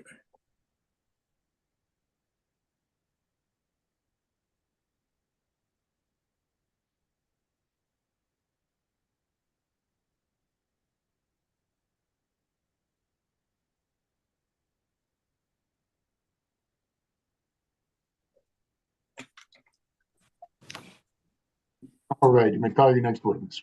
United Power calls Mr. Jack York. Yeah, Mr. York, could you raise your right hand for me? You swear or affirm, tell the whole truth, nothing but the truth under penalty of perjury. I do. All right, Mr. Eisenberg, go right ahead. Mr. York, good afternoon. By whom are you employed and in what capacity? I'm employed by United Power, and I've been here for 34 years. I am the special equipment repair foreman. Can you just briefly describe for the judge a summary of your role in responding to the electrical issues that Mr. Kiyota has been experiencing? Sure. I was asked to go out and set a volt recorder on his electric meter because he was having some problems with voltage spikes and sags. So I went out and shut the main breaker off to take the load off the meter so I could pull it out safely. When I shut it off, he had some Christmas lights in his window there. And when I shut the main breaker off, the Christmas lights stayed lit. So I walked out to the meter and the meter was still turning backward. So I pulled the meter out anyway and noticed that the lights in the window had gone out. And I thought that, that was kind of strange. Set the volt recorder, put the meter and stuff back in, and went and turned his breaker back on, and everything came back up. And that's when I had taken the cover of the breaker panel off and took those photos of where the solar was attached, and noticed that they were on the line side of the breaker. And my recollection, Mr. York, is that the first attempt to install this meter, the measuring meter failed, and you had to go out and reinstall it. Is that right? Yes. Yes. But the second attempt was successful, and that meter did take measurements. Mm-hmm. And those are the measurements that were just described by Mr. Bain. Is that right? Yes. Okay. Mr. York is available for cross-examination. Well, Mr. Kiyota, you have any questions for Mr. York? Jack, how you doing? Doing okay, sir. How are you? Good, good. I really don't have any questions to ask Jack about the box or anything. I'm good because I'm good. Mr. York, I'll ask you one real quick question. Mr. Eisenberg said something about the solar connection. Was there anything that you saw that looked even accurate or problematic with the solar connection? Just that the connection was on the line side of the main breaker.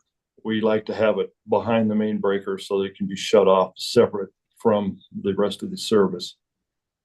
Could that cause any issues with the service? No. Okay. Not in my opinion, no. All right. Mr. Eisenberg, if you got any redirect for my questions, go ahead. No, thank you, Mr. York, for your time. Really appreciate it. Yeah, thanks, Jack. Thank you. Mr. York, thank you for your time. It was very short, so I don't know if that's good or bad. Witness doesn't have to get a lot of questions. I don't know if it's good or if we got what am I here anyway. But thank you very much for your time. I do appreciate it. Thank you. All right, Mr. Eisenberg, and I think we have determined that that's your last witness. So I'm guessing that's it for United Power? Yes, Your Honor. All right. All right, Mr. Kiyota, you have the opportunity here now if you want to do any rebuttal case, if there's something that's come up in the case that the United Power has put on that you'd like to rebut. They brought up, it's not a time for you to do your own case over again or to get a second try at it, but it's just something that they brought up in their case that, that you didn't address the first time. Is there anything that you have that way? Yes, Your Honor. I would just like to reiterate that United Power's not correctly determining what the service lateral length is. That length is a huge number when you do voltage and ampacity calculations. You have to know the exact length of both different wire sizes, and United Power's wire sizes are incorrect. And so I think that is the thrust of the whole thing. When I ran the calculations and I looked, the big wire and small wire, it was not even close to passing. But when I did two similar size wires, it worked out just fine. And so I think that's the main focus, because I mean, if United Power says they do this all the time, I would like to know how many 200-foot services they have out there, but because they're miscalculating service lateral length, you can't tell. That information would be inaccurate. So I'm just hoping that the court will look at the information I provided, the calculations I provided, and the correct distances that I provided. And I invite United Power to come out here anytime to check the distances that they've claimed. They provided the PUC with 3 different lengths, and I'd help. Let's get that correct. But I just want to say thank you for giving me the opportunity, and I apologize for not following protocol all the time. But you know, I'm driven by right here, what's in my heart, and that's the main thing. And Your Honor,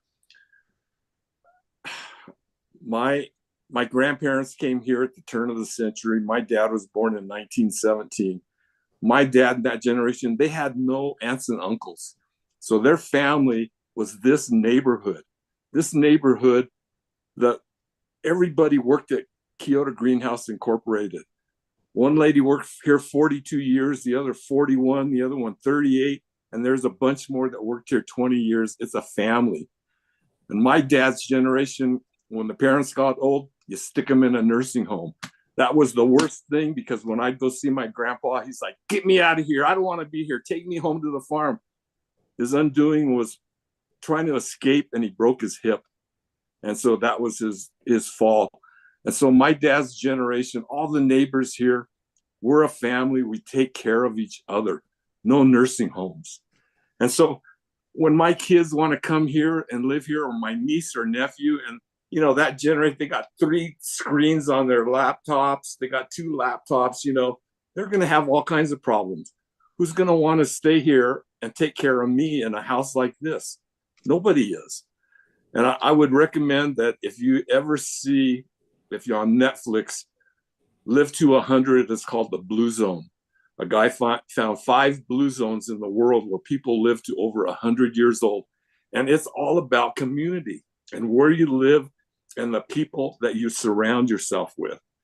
And I just don't want to be in a position where someone inherits this house and goes, what the heck's wrong with this, man? What, Uncle Howard, how come you didn't fix this? What's going on? Because that's what keeps a family alive for as long as possible. We've been here almost 100 years, and we want to be here another 100 years. And that's why I want to get this fixed for our family. You know, Your Honor, it's a privilege to live here because everybody supports and takes care of each other. I don't want to go to no freaking nursing home. They said that'll take 5 years off of your life. And so this is about doing the best I can to prepare this family to move forward. Even if I'm not here, I want this house in good shape. And I think I've produced evidence to show beyond a reasonable doubt that a mixed wire is okay as long as it has the calculations. But United Power doesn't have the calculations, and they've got the service lateral lengths wrong. And that's one of the biggest factors that goes into the calculation. They didn't ask me how big my amp was, how big my draw was. They just assumed everything and thought, okay, this is correct. And so I'm just hoping that you'll recognize that even though they're unregulated, they can't just do whatever they want to do. They have to follow NESC and codes and put the safest, reliable, value price service for a resident in the state of Colorado. That's all I'm asking for. Safe electricity that I don't have to worry about my microwave arcing or my lights flashing, appliances going out. I've never, ever had this many appliances go out at one time. And it all happened after the service lateral was changed. If I had these problems before, I would fix it. I'm not the kind of guy that would say, I'm going to make United Power do this. I never kept records of everything I replaced in the very beginning because, yeah, maybe it is old age. But when it's over and over and over and over again, that's when I decided something's not right here. So I appreciate your help in trying to help me get this resolved so I can get my life back to normal. Thank you. All right, Mr. Kiyota, first off, I don't think you heard what I said, but I'm going to hold that against you. That's not a rebuttal case. That's kind of more of a closing argument. And I'm going to take that as a closing argument as opposed to a rebuttal case. But well, I'm sorry, Your Honor. I don't have any legal. No. Listen. You're not an attorney. You're not an attorney. I don't expect you to get everything right or to understand everything I say. I don't even understand half the things I say. So that's we're going to take that as your closing argument. Mr. Larson or Mr. Eisenberg, is there anything that you want to say as a closing argument? Yeah, thank you, Judge Garvey. Yeah, just briefly. Number one, thank you for the opportunity to put in the report. I think hearing exhibit 200 puts on display all of the efforts that United Power has undertaken to try to diagnose this issue and see if the issue is on United Power's side of the system. United Power's put over 50 hours of employee time, and I think all of that was on display today across the different United Power personnel that testified. This issue went all the way to the top of United Power. Mr. Gabriel responded within minutes to the issue, and that's what the rest of the team did throughout this as they tried to diagnose this issue. But United Power has encouraged Mr. Kiyota at numerous junctures to have a licensed low voltage electrician be brought to his home. There's been offers to bring someone out, and Mr. Kiyota has not taken United Power up on those offers. And at the end of the day, this issue resides inside Mr. Kiyota's home, and there's nothing that we can do about that. And that is the reason that this electrician needs to come out there and diagnose the issue. So the evidence establishes where the issue is, and that's how the issue needs to get fixed. And we appreciate the opportunity. All right, thank you very much. I'm going to say a couple things here before we close it out. First off, I want to thank my legal assistants who did a whole lot of work during, before, and after this hearing. Yes, which I truly appreciate. They make my job and my life incredibly much easier, and everyone who's a part of the proceeding. And in this case, they went above and beyond Call of Duty. I really appreciate that. Second, I want to thank United Power for providing the witnesses today for Mr. Kiyota. That was Mr. Kiyota. There's a whole process, and again, you're not an attorney, you don't know this, where you can subpoena folks and stuff like that. But they had those people there that you listed as witnesses and had them available today. They didn't need to do that. yeah, and so that's really good, and I appreciate that. Mr. Kiyota, I want to compliment you on the job that you did today. Win, lose, draw, whatever. People doing this on their own, it's not easy. It's scary. It's whatever it is. You conducted yourself in fine manner, and you did yourself proud, no matter what happens in this case. And I want you to know that. I want you to know that I think that. Finally, I also want to thank everyone here for the manner in which you behave towards each other. This was one of the most amiable, nicest hearings I've ever had, and I really liked it. I like both of you people. You're both very nice people, and it's nice to have. Sometimes people disagree, and you try and figure it out, and you don't have to be a jerk to each other when doing that. That's right. And that's not what. And you guys were not jerks to each other, and it makes my job almost harder, to be honest with you, because if one of you is a really jerk, it's kind of easy to figure this out. But when you're both very nice and very reasonable about the whole thing, I appreciate it personally, and I appreciate that manner back and forth. It makes my life a lot easier.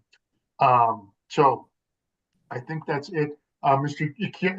Kiyota, I think I mentioned this before. I don't issue a decision right now. I'll have a written decision. I'll get it out as quick as I can. I got a bunch of other cases that are out there right now. It will probably take me about a month, 45 days. I'm kind of behind on stuff, so give me 45 days or so to at least get something out before you start wondering what happened.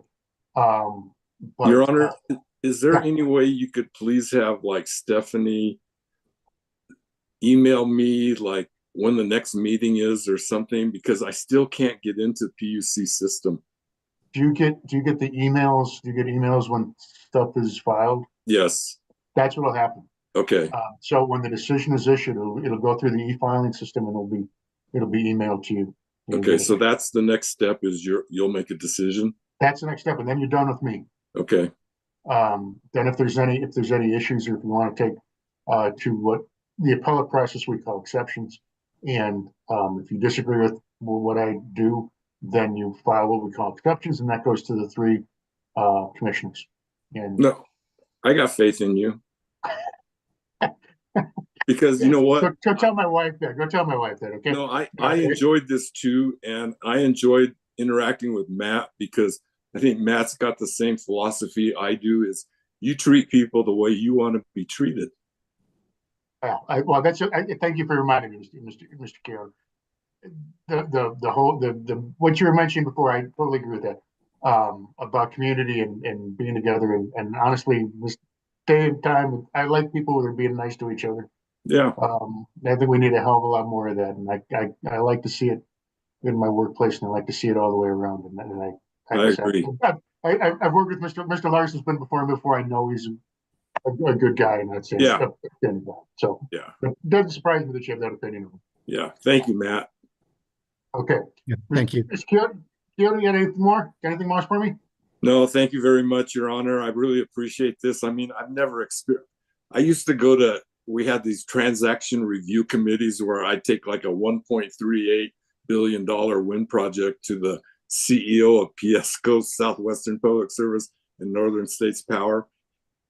This kind of is the same type of thing. You know, you want to make sure you got your facts right. I got a $1.38 billion deal approved in 20 minutes. Not going to get this one to approve that quickly. Mr. Larson, anything from you? Nothing further from United Power, Your Honor. Thank you. Thank you, Mr. Kiyota. Thank you, Matt.